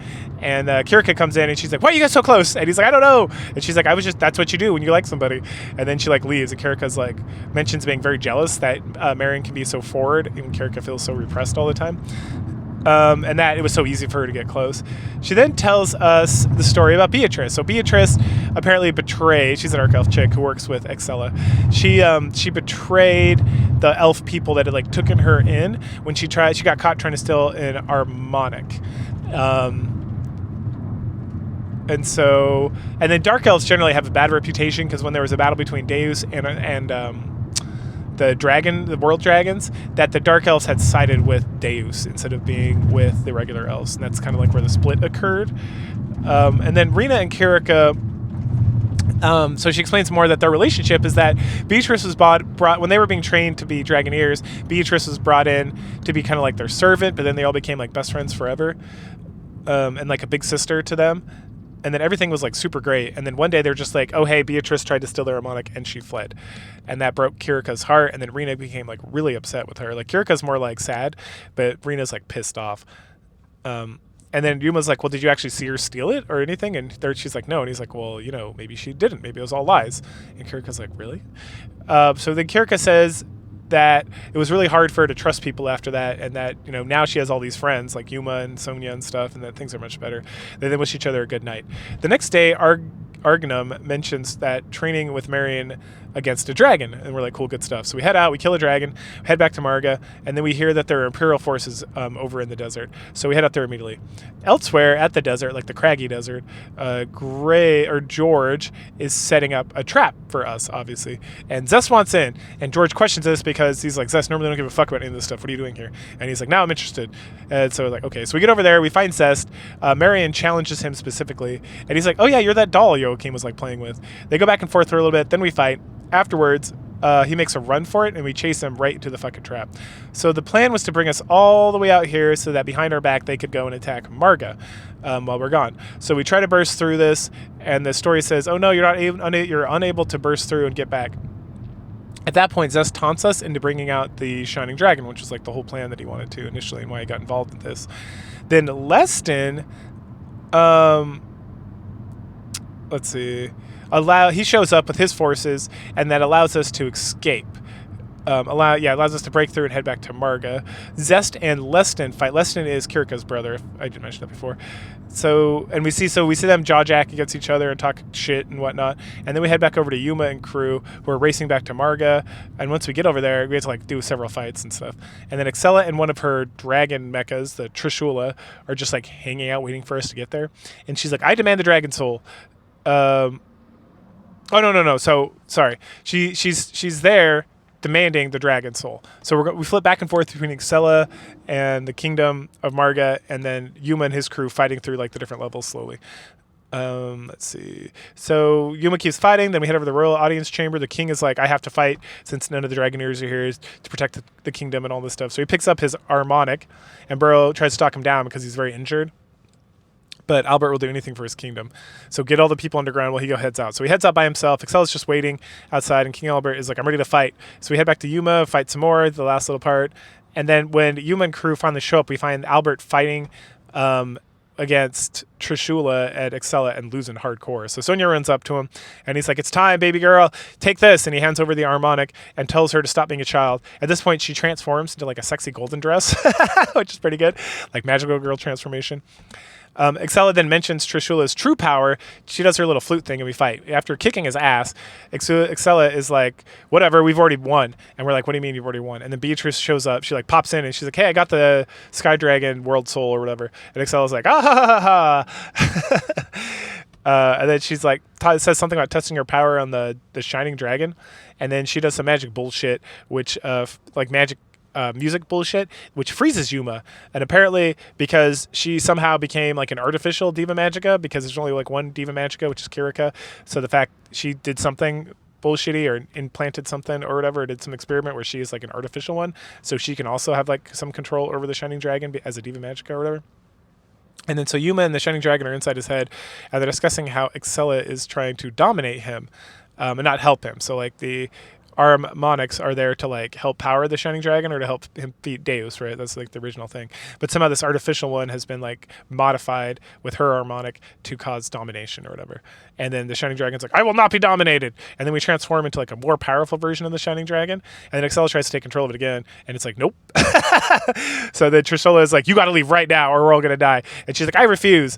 And then the other dragon mechanists show up, and they're like, we're going to help. You got to get out of here, my lady. And she fights and argues with them, but they're gonna like team up to fight. They're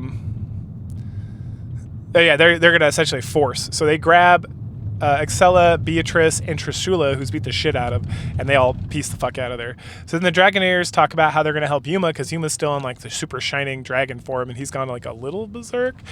Then Kirika transforms into like a new dress, which is fucking hot, and then she starts singing, and the whole team like joins up and sings and plays their music and stuff because friendship is magic.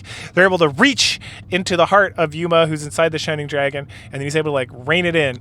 And then the dragon congratulates him for gaining power over the dragon's powers or whatever. And at that point, Yuma returns, and he wakes up later on in like the inn, and the whole team is there, and they just talk and then they rest outside. Marga, Genis, he's observed this whole thing, and he makes mentions that he never saw that form before, and he thinks about the last song some more, and then he considers Excella and the Sanguine Church, which ends chapter 4. Chapter 5 begins with Excella, as usual, over at the Sanguine Cathedral. She gets into a discussion about immortality, and we find out, like, for sure, that the whole thing with, like, the dragon and the souls and everything is that she heard something or read something somewhere, or someone told her that if they can get all the dragon souls, including the Shining Dragon, they can make someone immortal. And Joachim is like, yeah, probably, I don't know, maybe. There's no research on it, like, no one's ever done it, but that it seems like that. And then Excella gets, like, super pissed off about it. And then George clarifies that Joachim is, he's talking too big, like, he's using bigger words than he needs to, and he's not very good at explaining things at a lower level.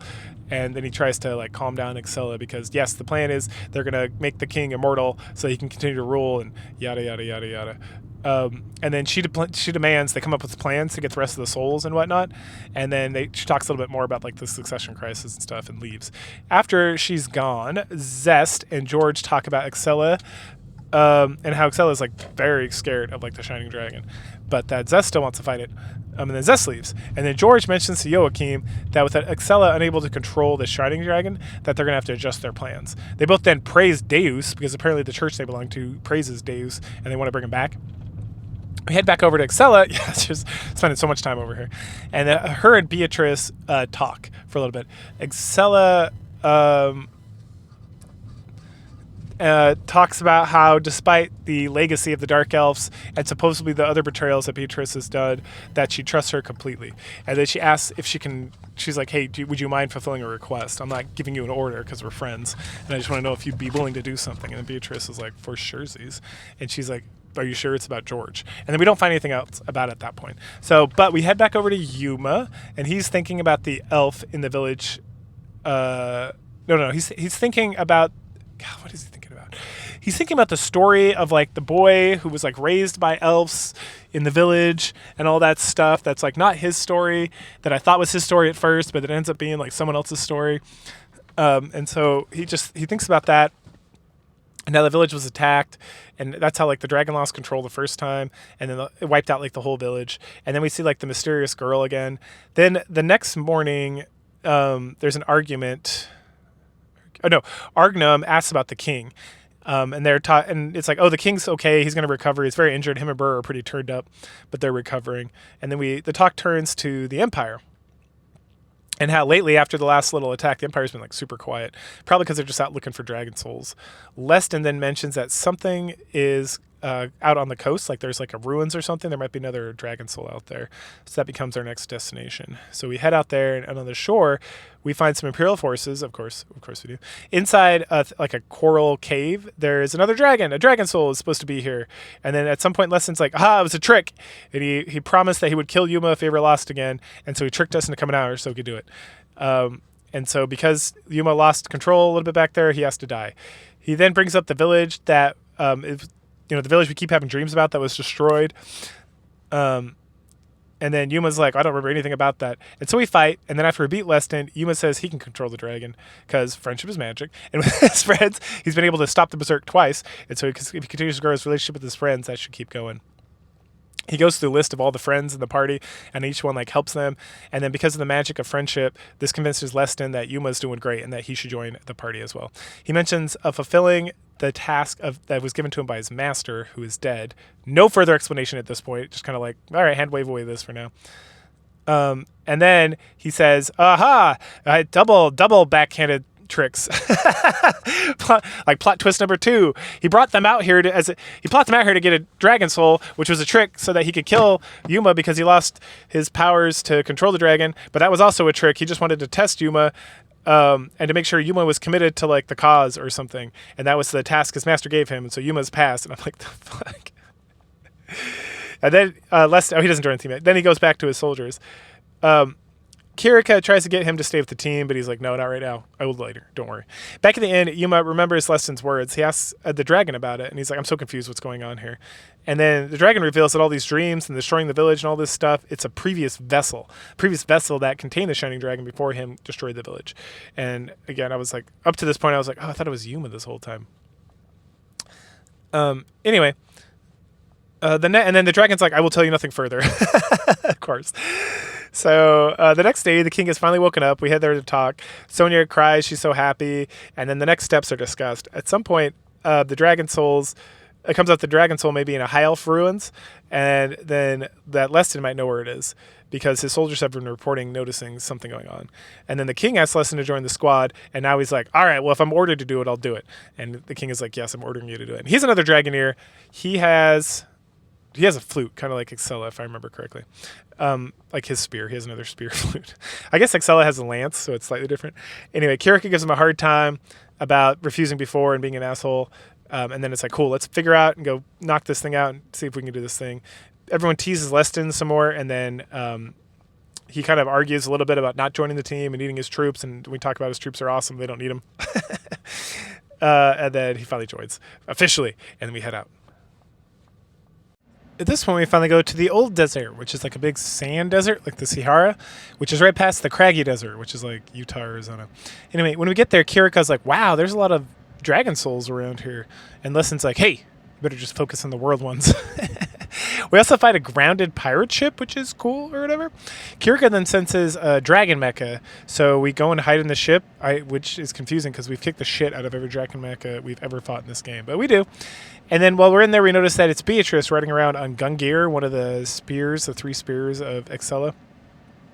Rena's poking around inside this ship, and eventually she finds this old book, and it's a historical record from the elf's perspective about Ragnarok. Rena reads about how there is a cave in the glacial area that we went to a long time ago in like the forest, the eternal glacial area, with a small shrine that may contain the dragon soul. So it's time to head over there and check it out. So we head back all the way over there, go through the forest, head to the glacial area. We work our way through the glacial area until we find a ruin, like a cave that leads to the ruins. And once we get inside, Kirika's like, hey, there's a dragon soul here, not just a regular old asshole dragon soul, like a world kind. Excellent. So we explore, and then Rena senses that there's an entrance to an inner sanctum because there's a bump here, and it's something she read in the book or whatever. And so inside we go, and dun, dun, dun, no dragon. Wah, wah, wah. That's because Janice has it. What? So, that's right. Janice already came, got the soul to kill the dragon. I don't know, something. Anyway, Argnum starts arguing with him. And then he calls us out for losing the Sky Dragon soul and that we can't be trusted, which is fair. But we fight anyway. Afterward, Argnum is like, give us the Dark Dragon soul that I guess they had here. And then Janice is like, I don't have it. I have the Sea Dragon soul. He then mentions that there's some connection with Yuma and him. And it's like, what's the connection? And the lesson points out that it is the Dragon soul. And that Janice was the previous vessel. And how does Leston know that? Because he was there! And that Janice is the one who was possessed by the Shining Dragon when it destroyed the village. Janice has asked Yuma how he controls the power. And Janice tells them friendship. Or not Janice. Yuma tells him it's friendship. Because friendship is magic. Then Janice warns Yuma that he's being dragged into a war. And that someday he will have to make the final decision. He then pieces the fuck out. Kirika asks Leston how he knows about Janice, because he heard of Janice from his master, Elise. And who was Elise? It's Yuma's mother. What? He then recalls how Elise was actually a Dragoneer. Wow. And how she took the Shining Dragon from Janice after his rampage into herself. But unfortunately, the Dragoneer did not go into her. It went into her pregnant son, who's Yuma. Oh shit, that's how that all happened. So when she took the Shining Dragon away from Janice, it got transferred to baby Yuma because life begins at conception. That's right, bitches. Anyway, the choker that he wears this whole time is somehow suppressing the Shining Dragon. We then talk about how Genis is being ageless and how strong he is and stuff. And we learn that these world dragon souls are concepts that attach to things, just like nature is. And then a part of the Shining Dragon's essence must have changed Genis permanently when they were connected to make him strong and like kind of immortal. Marion then mentions that we should be following him and not just standing around here doing bullshit because he has a world dragon soul. Sonia says that he seems friendly enough, so let him have it. And then more importantly, he has a dark dragon. So then we hear, more importantly, we got to figure out this dark dragon thing. So then we hear a roar, and how convenient, because it showed up. So we fight, but we just fight a regular dragon. It wasn't dark dragon. It was just Empire dragon or something. And that, let's see. Let's go. Okay. And that, so then we need to go check on the Empire, because the Empire might actually have the dark dragon soul. So it's time to go check in on Beatrice, who's out in the desert last time we saw her, remember, with Gungir? So after some date stuff, so we go back to Margra, do some date stuff with Kirika. We head back to the desert. There's no world soul there, but Kirika does sense a dragon. Then Beatrice rolls up. Rena argues with her about having the soul. And then she realizes George did something while she was out and about. And then Gungir decides he's going to fight us. So time to fight another. I don't think we fought him. So now we fight all three of them. Trishula, Gungir, and there was one more. Anyway, we beat that ass. And then Beatrice is like, all right, time to go. They retreat. At that point, Rena starts arguing with her about betrayal and how upset she is, whatever. And then Kirika's like, Rena, goddamn, dude, stop. You're being ridiculous. And then Beatrice explains that Excella trusts her and that because of that, she likes her and that they're friends and that she doesn't need those broke-ass Kirika and Rena bitches. And then Kirika tells Beatrice what we know about Dark Dragon, which really isn't much. And then Beatrice mentions something about having to get back to Excella because George is clearly going to betray her and that she needs to protect her new friends because her old friends are assholes. So then she leaves, and then Kirika mentions that Beatrice seems more like her old self now that she's gained trust from somebody. And Rena also agrees. Then we hop back over to the cathedral with the bad guys. With all the bad guys. Joachim is excited as he has the Dark Dragon soul because George did get it. We were right. And then George mentions going his own way from the princess, like MGTOW, and and that they want to turn the Dark Dragon soul into a weapon, just like the Shining soul or the Shining Dragon that's attached to Yuma also gives him his like dragon sword. That I guess they can make a dragon sword with the Dark Dragon sword. And that George really doesn't give a fuck about the Shining Dragon. As long as he's got his sword and stuff, he'll be able to go unleash Deus again. A bit later, Zest speaks with George, and he mentions that he's going to let George inherit Deus because he doesn't really give a fuck and doesn't want to do it, and that he wants to go play with Shining Dragon anyway. And so we get some information here about how Zest apparently was like the number one candidate, but then George was the number two candidate to be possessed by Deus or to relieve Deus or something. And then Zest also promises George that even though he wants to go play with the Shining Dragon, that he won't kill it because he knows it's important to him, and I guess they're kind of friends. And then he leaves. And then George wonders why Deus chose Zest, because Zest is such an asshole. And why? But well, what are you going to do about it? That wraps up Chapter 5. Chapter 6 begins, still over at the bad guys. It's Beatrice and Excella talking. And they talk about George and Joachim and the church and how they can't trust them and how they betrayed them somehow and stuff. And then also how they've been researching Dragon Souls, like the church has way before Excella came to work on them, and that the healing with her father, before he came to search for them so she could heal her father with immortality. At that point, Genis shows up, and he wants to speak with the princess about the Shining Dragon and about immortality. And dun dun dun, we leave that where it's at. So back over to Margra, there's a council going on with King Albert, Burrow, Leston, which is in progress. Essentially, we're catching King Albert and Burrows up to the whole Dragon Soul situation, the rift between Excella and the church, and everything else that's been going on. So at some point, Sonia changes the subject to like, what's the next move here, and how we need to start going on the offensive. That we can't just be on the defense anymore because we gotta get these Dragon Souls back if we're gonna like save the kingdom or whatever. And that we learned that there's two main fortresses on the island here that the Empire's been working out of. And then Rena mentions that we should hit the one by the glacier first because of something she read in the book, apparently mentioning some sort of secret passage, which would be super convenient because it'll let us get in there and take care of business a lot easier. But before that, it's really cold up there in the glacier. Apparently it wasn't that cold last time, but now it's going to be extra cold. So we got to go on some quest, or we got to go on a quest to get some pelts, or just get a pelt from the manticores in the area, because we can transform the pelts into some sort of cloak, and then we won't be so cold or whatnot. It's just, this is like the definition of padding for a fucking game. So we do that, and then once we do that, we head out, and we're gonna, we head out. At some point, we're gonna talk about a monster. Oh yeah, so we head out. We talk about monsters in the area or something, and at some point, Leston stops us because, like, once we get to the glacier, the actual like snow fields or whatever, and he's like, "Hey guys, we gotta stop. There might be an avalanche here." And then we hear a monster, and so we fight the monster, and of course that causes an avalanche. So it's time to run. Later on, Sonia gets woken up by Zest. And he has Yuma in his grip, and Yuma's passed out, and he wants to go for a walk with Sonia, or he'll kill Yuma. So she agrees to go, and they leave Yuma, which makes no sense, but whatever. Later, the rest of the crew find Yuma. Yuma just like crashed out in the snow, so they wake him up, and they're like, "Where's Sonia?" And he's like, "I don't know. Is she not with you guys?" And then they find some prints in the snow, some footprints in the snow, and so they follow it, and they also find a letter. And it talks about how Zest is going to make Sonia his lover or whatever. Anyway, so he must be near the fortress, which they're going that direction anyway, so it's all good. We're doing great. So Rena knows a shortcut, but anyway, so we head out. Elsewhere, Zest has brought Sonia to some evil chapel, like not the normal evil chapel that they all talk in. This is like a different evil chapel, and then he's using her as bait. And then we get like a lot of backstory about Zest. So he talks about how he needs to beat up on the Shining Dragon to get access to Genis, and that's what he wants to fight. And then he starts talking about how he was a prince once, and that the Sanguine Church came, defeated his kingdom, imprisoned his whole, like killed all his family and everything.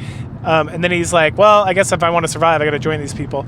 So he kind of hid out for a while and like killed a whole bunch of knights and like slaughtered a bunch of people because he was a super great fighter even before he got like his Deus powers, which he also explains here. But eventually he decided he's going to turn himself in because YOLO. And so then he had to do some sort of like crazy communion to get access to Beowulf. And so they drink the blood of Deus, and only one in like 100 people survive this sacrament. And then because he is like the most compatible with the blood from Deus, that's why he became the strongest, and he's also like the true leader of the church. And before him, it was George who had the right to leadership. But now Zest doesn't give a fuck about leadership, so he gave it like back to George or something. Sonia then tells Zest that she feels bad for him. And he's like, what? And then Yuma and crew, we continue around. Rena finds like the doorway and such, and then we finally push to where Zest and Sonia are like hanging out, and Zest is like super excited to fight, and he does this like red power-up thing where he takes like this red ball and shoves it into himself, and then we beat his ass. And he gets kind of turned on by it. Like, he's like, oh, yes. And it's like, okay, that was a little awkward. And then Leston's like, maybe we should kill him. And Zest is like, yes, kill me. The strong decide the fate of the weak. And Yuma's like, nah, bitch. And Sonya's like, yeah, fuck this guy. And so Zest gets super pissed off about it. And then he just leaves. And it's like, all right, anyway. So then Sonia thanks everybody for coming to save her. And we're like, of course, what else would we fucking do? Friendship is magic and such. And as we're leaving, Argna mentions asking Zest about the dragon souls, and Kirka's like, there are none, I can sense them. Wah, wah, wah. Elsewhere, Genis is standing before some portal or seal or something, and he talks about how it's getting weaker. He mentions that to himself, that the last song and the timing of the last song and getting all this stuff down, and then cutting down the boy. And then he recalls like all the stuff that happened in the village, and how he lost control of the dragon and destroyed the village and stuff. And then he talks about the penance he has to face and whatnot. And then we finish with that and head back over to Yuma and crew, who are now in Margra. Back at the inn, Yuma talks to Dragon Chan again, or Dragon Sama, I guess. He starts explaining about the rune songs, and that the rune songs were these things they were used many years ago, and that's part of how, and he made the harmonics as a gift for man and elf, so that they can be part of like the rune songs. Rune songs are like integrated into like the nature of life and all this stuff, and it had a lot of power in the past. Yuma then mentions Kirika, but the dragon explains that everyone who had passion and drive could create rune songs, right? So it wasn't just the Diva Magica, so like everyone could do it. Then Deus came along and cast a shadow on the land. For true power and connection between dragons and man needs to flow evenly and to be shared willingly. And the catastrophe occurred, which the world was torn apart. It was Ragnarok. One of the harmonics was seized by one of Deus's minions, so they lost the last song, because the last song had the power to destroy Deus, but because it got nabbed up, it's the one Excella has, that they weren't able to take care of Deus like they should have. At that point, the world dragons gathered up and they sealed Deus. And then he brings up that the unapproachable tower in the distance. And this is something I never mentioned, because like as soon as you start the game and you leave like after the prison and you get to Marga and you take off for your first like little mini quest thingy, you see this tower in the distance. Someone's like, oh, that's the unreachable tower, you can't get there. And it's like, cool. And then it never comes up again until like now. But apparently is where Deus is being sealed off to, and then turned to stone or something. Anyway, so then the Shining Dragon was able to, right, so then the dragons sealed Deus in the tower. They all turned to stone except Shining Dragon because of the harmonics. And then he placed himself in the seal, or Genis or whatever, and then or placed himself in the seal. Genis came along, got access to it. He's granted immortality, and he became very isolated, and a lot of bad things happen. Yuma is much different because Yuma believes in friendship, and friendship is magic, and he's humble and shit as well too. So the next day, Sonia comes to get Yuma, thanks him for saving her, and then we get a summons to the castle. Excella has sent a letter wanting armistice. She wants a meeting with her and Yuma specifically, and so she's going to hand over the world souls, which this whole thing is like clearly a trap. But Yuma is a shonen anime pro tag, so he believes in the power of friendship, being able to change people's hearts. So fuck it, let's go. So of course the whole crew is going to go. It's not going to just be Yuma. That's retarded. So we head over to the coastal cave. But as we leave Marga, we kind of switch over to where Excella and Beatrice are, and they talk about how the whole thing's a trap. And how Genis is involved, and how they don't trust George at all. So then back with Yuma and crew, we travel to the cave, meet up with Excella and Beatrice. She tells us she just wants the Shining Dragon to give her father immortality. And then the team points out that she sacrificed like thousands of lives for like the life of one. That's fucked up, and that's wrong. And then she points out the fact that the Emperor's death would have caused more than thousands of deaths, which is also fair, and that she has responsibilities as a princess to make sure her people are taken care of and whatnot. And then so this whole thing like turns into a fight like pretty fucking quick, which we decimate her. Afterwards, Excella gets like really sad-eponymous about her father dying and all. She's like crying and shit. And the fall of the Empire and all this stuff.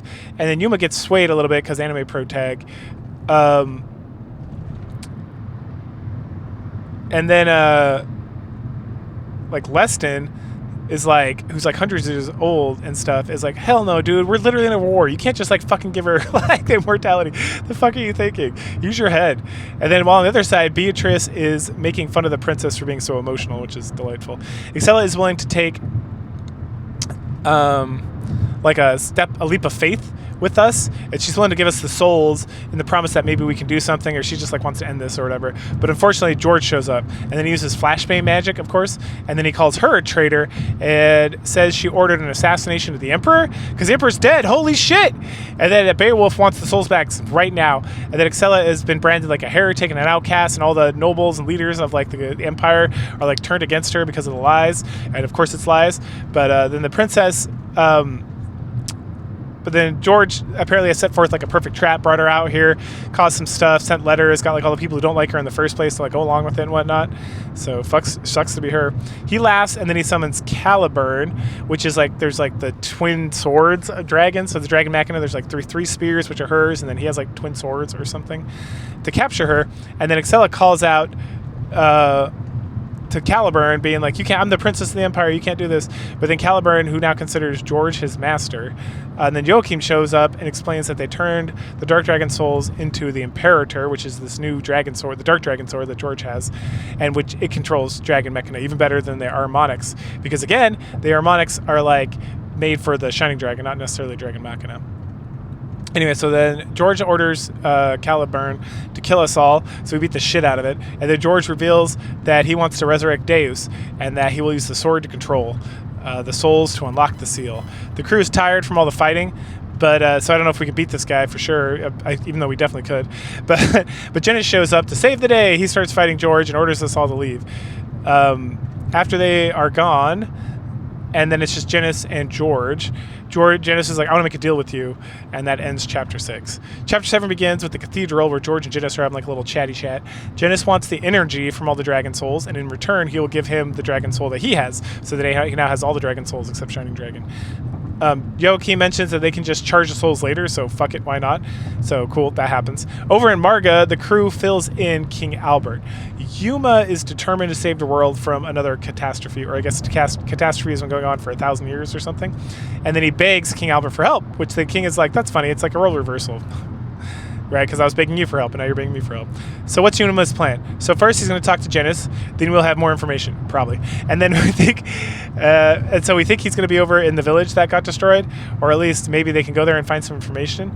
And so Leston's going to show us where the village is at. And once we get there and we look around, we do find Janice. He's just like chilling out in front of the seal. And there's the seal. Excellent.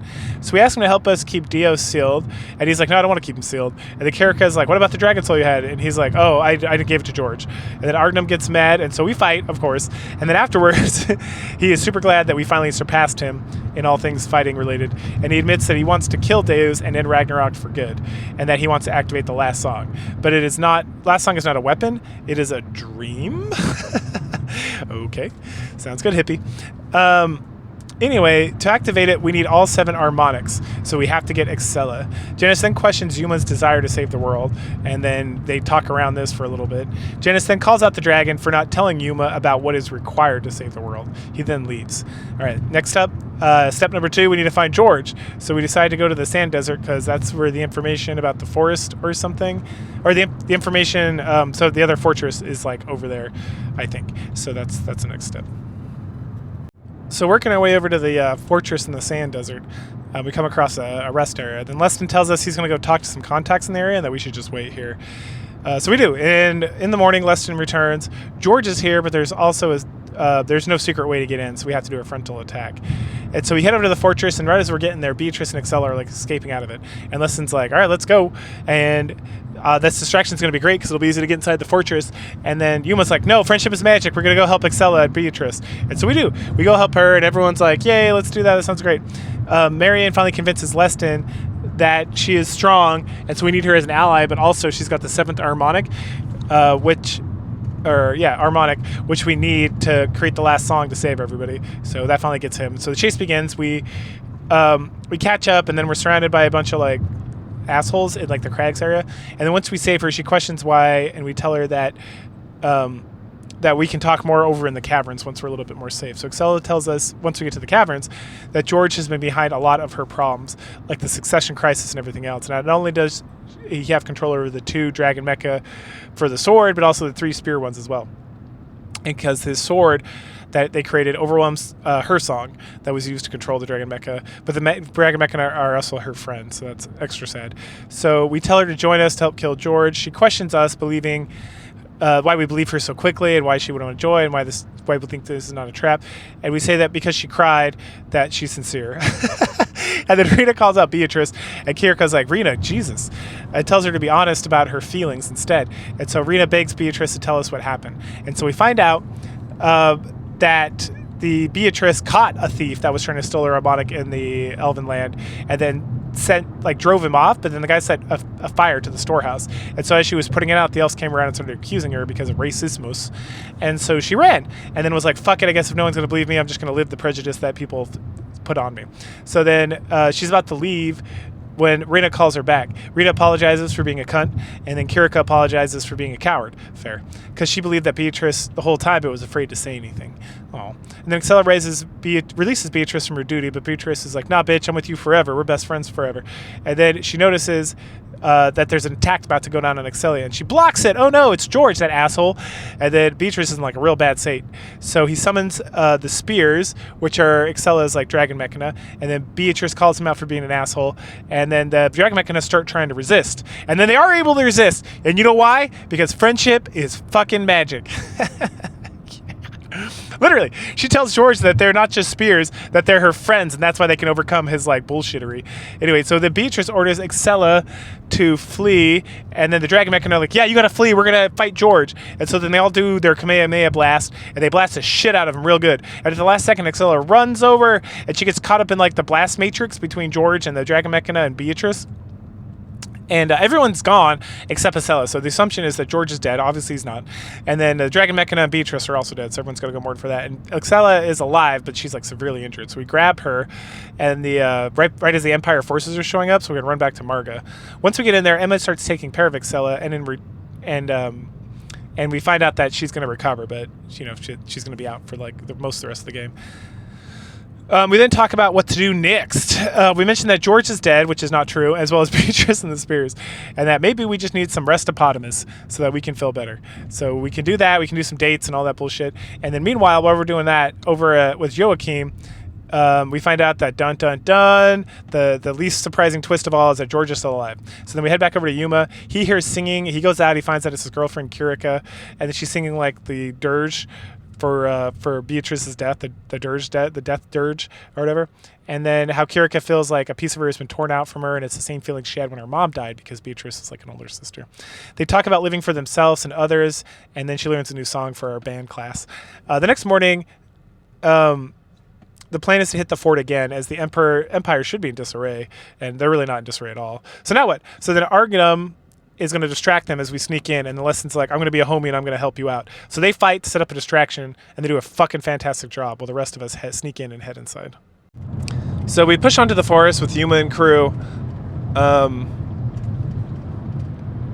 Then once we get there, Joachim summons Zest to take care of Leston and Argnum while we're kind of pushing in and around. Yuma, and so we're split up, right? Leston and Argnum are outside fighting, and then Zest gets set out to fight them. Meanwhile, Yuma and the harem are all inside, and so we kind of fight our way all the way to Joachim in the chapel. So Joachim gives Marion a hard time for leaving him and whatever, because he's a fucking nutcase. And then he reveals that George is not dead. Oh no, this thing we obviously knew was going to be the case. And that he will inherit Deus. Then he summons another dragon. So there's the Twin Blade dragons. This is like the other one. So there was Caliburn and whatever the fuck this one is. And then Joachim freaks out because we kill it. And then George shows up, and we ask what he wants to bring the catastrophe around. He says, it's just to kill the weak because the strong will survive. And you're like, all right, asshole. So he taunts us by saying that we're missing 2 guys, so good luck beating him this time because we're down and out, and then he's going to kill us and take the Shining Soul. And then Argam and Leston show up. So we kick his ass, and we're super excited, but Joachim's like, nope, nope, nope. And we didn't do it again because George is still alive. And we find out that his like gift from Deus or whatever, when he went through like the communion, is that he heals super fucking fast. We have to hit him with like an ultra blast or whatever. So Sonia's like, let's run, and so we do. Oh goodness. Zest then meanders up and tells George that he has had a change of heart, that he wants the sword, and that because he's the top candidate for Deus, that he's going to get it. And George is like, fuck you. And Joachim's like, no, he's right. And George is like, what? And we had a deal. And Zest is like, yeah, fuck your deal. And so he takes the sword. Anyway, back at Marga, we discuss how we're going to stop George. So Yuma mentions that using all the Shining Force power at one time would probably destroy him. And then like, what about you going berserk? And he's like, don't worry, with the power of friendship, I'll be okay, which is true. So then later on, the dragon is like, hey, you don't want to break the seal. And we're like, but why not? And it's like, hey, if you, the seal on him, not that, like, right, multiple seals. So not the seal on Deus, the seal on the Shining Dragon within him. Because if he breaks the seal, it's going to consume Yuma completely, like his body and soul. And Yuma's like, huh. And then we go head over to Genos, and he's talking to himself about having the power of the 5 dragons, and he thinks about, will it be enough to reseal Deus? But the same, it will be enough to seal the Deus, but the Sanguine Church can be kind of unpredictable, so he doesn't know. And this wraps up Chapter 7, leads into the final chapter, Chapter 8, which starts over at the Cathedral, of course. So Joachim and George are arguing about Zest and inheriting Deus and stuff, and they cannot come to any sort of agreement, as Joachim is very, very dedicated to the church and his teachings, and George is very prideful. So George goes ahead and kills Joachim for us, thank God. So enough of that fucking dude. So then we head back to the inn. Palmera tells us that someone is at the gate, and they want the Shining Dragon, and of course it's Zest. So he says he's in charge now, and that the whole of the Empire is retreating, and we're like, why would you do that? And then he pulls out the Dark Dragon sword, and he's like, I want to fight you, so once I beat you and the Shining Dragon, then I can go fight that motherfucker, Genos. And you know, because that's like his goal, the whole thing. And he's like, all right, so I'm going to pull everybody back. Just meet me over at Sleepy Hollow whenever you get around to it. And I'll wait for you there.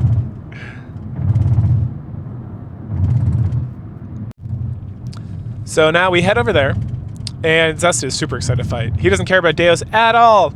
So we beat him, and then it's time for round 2. This time he stabs himself with the dragon sword, or merges with it or something, and he becomes this dragon mecha thingy, which is pretty badass, no lie. So we beat him again, but he's not too broken up about it.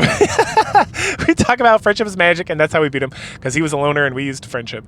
And then he officially dies forever and for good. So we should have killed him the first time, because it was going to happen eventually. Anyway, so we walk up to the blade, and where Yuma's about to destroy it with the shining dragon blade, and then George shows up. Of course, he flashbangs us, goddamn flashbang, and then grabs the sword and he starts bashing his way to Yuma, like knocking people out of the way and whatnot. He does something to Yuma and then laughs and heads off to resurrect Deus. Kirika senses that the shining dragon soul is gone. Oh no, he took the shining dragon soul. That's what he did. Then we head back to Marga to heal up and whatnot. And then over at the seal, we see George is getting ready to break the seal. And then Jenna shows up. They argue for a bit, and we switch back to the inn at Marga. Everyone is thinking about what to do next. Yuma's still passed out, and then Excella bursts in. Kirika asks Excella to join her in song because it's a Diva Magica and the artificial Diva Magica are going to combine their powers, and so they do. Through the power of joining hot chicks, they're able to reach Yuma inside his like coma or whatever and bring him back. At that point he's like, all right, what are we going to do now? It's like, well, we have to go fucking stop George. That's what we got to do, dragon or not. Fuck him, we got to do it. And he still has his dragon sword, so that's good. But first, it's time to do a little chat with some of the ladies, specifically Excelia, about our determination. Everything we're gonna do. Then we gotta go talk to Sonia. This is literally in the main quest. I'm not doing this to like go on dates or anything, like, or do Bond stories or whatever. So then Sonia, we talked to her about how friendship is magic and how our persistence and everything. And then we talked to Kirika about singing and how she cares for Yuma despite not having the Shining Dragon. And at first she just like treated him as like the Shining Dragon was the most important thing in her life, but now the Shining Dragon and Yuma are the most important things in her life. You gotta remember, it seems kind of odd, but the Shining Dragon is essentially her Jesus Christ. Right? It's like her Lord and Savior. So of course she's gonna love Jesus, and so I accept that. I can share bandwidth with this world's version of Jesus, essentially. So okay, so after we do that, and we make sure that we're like bonded up with Kirika, so we can get her special ending, we head off. Also at this point in the game, you have like unlimited time and resources. So if you want to work on a Bond story for any of the other characters, you can do that. Also, there is a new game, like all the recent Shining Force games, where it's like, okay, once you beat it, there's like the extended version. This one doesn't have an extended version afterwards. You're just gonna go back to before you fight the final boss, and then you can like work on Bond stories and level up and do anything else you want to do. And there's probably a secret boss. I didn't care enough to go figure that out. But we head back to Lost Gardens where the seal is, and everyone's like, "Ooh, it's so ominous here." And before we go in, we have little story point, and then it's like, oh, then we have a point where like all the characters are standing around, and then anyone we have like a max Bond story with, we can like there'll be a heart above their head, and so we just talk to them, and then we can decide, hey, do we want to go with them or do we want to go by ourselves? You can't do multiple Bond stories, so you got to choose somebody. But like I said, once you beat the game, you can save like your extra file, and then you can just come back to like this point exactly, and then you can go run through the other Bond stories by being the final boss again and going through the credits, which is super long and annoying, which is why I didn't do it. But obviously Kirika is who I choose because she's my blonde elf, and that's what I went with Erwin, and I'm going to stick to it throughout all these Shining games. So I didn't even attempt to do anyone else. That's who I'm going to date, and that's who I'm going to confess my love to. You can also just go solo and be like, YOLO, whatever, I'm just by myself. So we're about to head in, and then Jenna stops us. He talks about how George is not a Dragoneer, and that because George is not a Dragoneer, that he didn't actually take the soul of Shining Dragon, he just sapped a bunch of the energy. That deep inside Yuma is still the soul of the Shining Dragon, and that if Yuma tries really hard and uses the magic of friendship, that he'll be able to get him. And that Genus is going to help because Genus is also connected to Shining Dragon, and if Genus and Yuma work together, they'll be able to do it. And so Yuma dives into his like psyche and reaches out to Shining Dragon, and Shining Dragon finally feels like his energy. He gets drawn out a little bit because he feels all the power of his friends, and you're like, what do you mean the power of all your friends? Like all the other world dragons? And then we see that Genus took Yuma's sword, the dragon sword, and stabbed himself, and then somehow doing that allowed Genus to like take all that dragon energy that he'd got from Joaquin and George before from all the world dragon souls and transfer it over to Yuma so that Shining Dragon could like get access to it and combine his powers with like his friends, because friendship is magic, the other world dragons, and that would pull him out and allow him to have enough strength to fight Deus, and also at this juncture that was the original intent, and then but here, because it was needed to like kind of wake him up and give him the energy he needed to recover from the attack attack that George did before. Okay. But don't worry, Junus is not dead. So they're gonna fucking sword through him, but anime.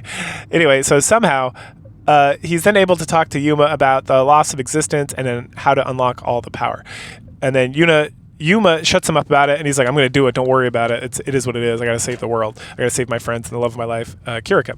So with the power of the dragons all combined, we go to fight. As we're leaving, Jonas mentions like one final task, and then we pop through the portal and we end up right where George is, and there's like Deus is there. And so we find the big reveal is that Deus is actually a machine. Yep. So the ancient dark elves, so a group of the elves who became the Dark Elves, that because they sided with Deus, but they didn't just side with Deus. Well, it got lost in the translation over 1,000 years. The Dark Elves actually created Deus, because as we remember from before with Shining Dragon, the most power we can get is by unifying with the world dragons, or just dragons in general. When humans or human-like creatures like elves and beastmen and whatever, when they come to terms with their acceptance of the dragons, they live in like harmony, then they create like those resonance songs or the rune songs that were mentioned before, and that this is like the true intent of four of the powers. But then some people got like super greedy and thought they could just like drain the power out of the dragons, and that's why the dragon mechana were created, but also which are kind of like machines. And then this machine as well was created, which is Deus. So let's see, through him. Okay, I think I covered everything down. So then the resurrection of Deus is really George using the power of the dragon souls to create to reactivate the machine so that he can absorb all the powers of the dragons and become super powerful, and then he can cause a catastrophe, which is like destroying everything with like the mighty power and like the weak and the strong. So the church was right. It wasn't just like some bullshit like, well, Deus is going to come back and the strong are going to survive. It's like, well, the strong are going to survive because they're going to use the power of Deus to like absorb the dragon energy into themselves, like artificial dragon ears or whatever. And then they're going to use that to cause catastrophe, because that's what the church wants, because the church wants the strong to survive and the weak to be destroyed or whatever. Anyway, after we get all this kind of reveal, Yuma's like, shut up. Oh, goodness. Let's see. Okay, I covered all that. Okay, so then we fight and beat him, and then he completely merges. So we just fight him and then beat him, and then he's like in a bad spot. So he merges with Deus and becomes this big dragon snake thing, and then we beat him again, and then he heals himself because, of course. And we need this one big attack to obliterate for good. So he was like, got it. Also, goodbye. I love you guys. You're my best friends. Friendship is magic. Don't ever forget that. He then unlocks the Shining Dragon's full potential, and everyone's like, Jesus Christ. And then George is like, ruh-roh. And then Shining Dragon's like, yo, bitch, time to die. And he casts Mega Flare, like fucking Bahamut from Final Fantasy. Like he goes up in the air, and he goes, brrr, and he does like Mega Flare or Ultra Mega Flare or whatever it is, and he completely destroys Deus. Like, it's no more sealing up. He destroys the shit out of that machine and George and everything combined. And then once that's done, everyone recovers, and Kirk goes like, is George really dead? And it's like, yes.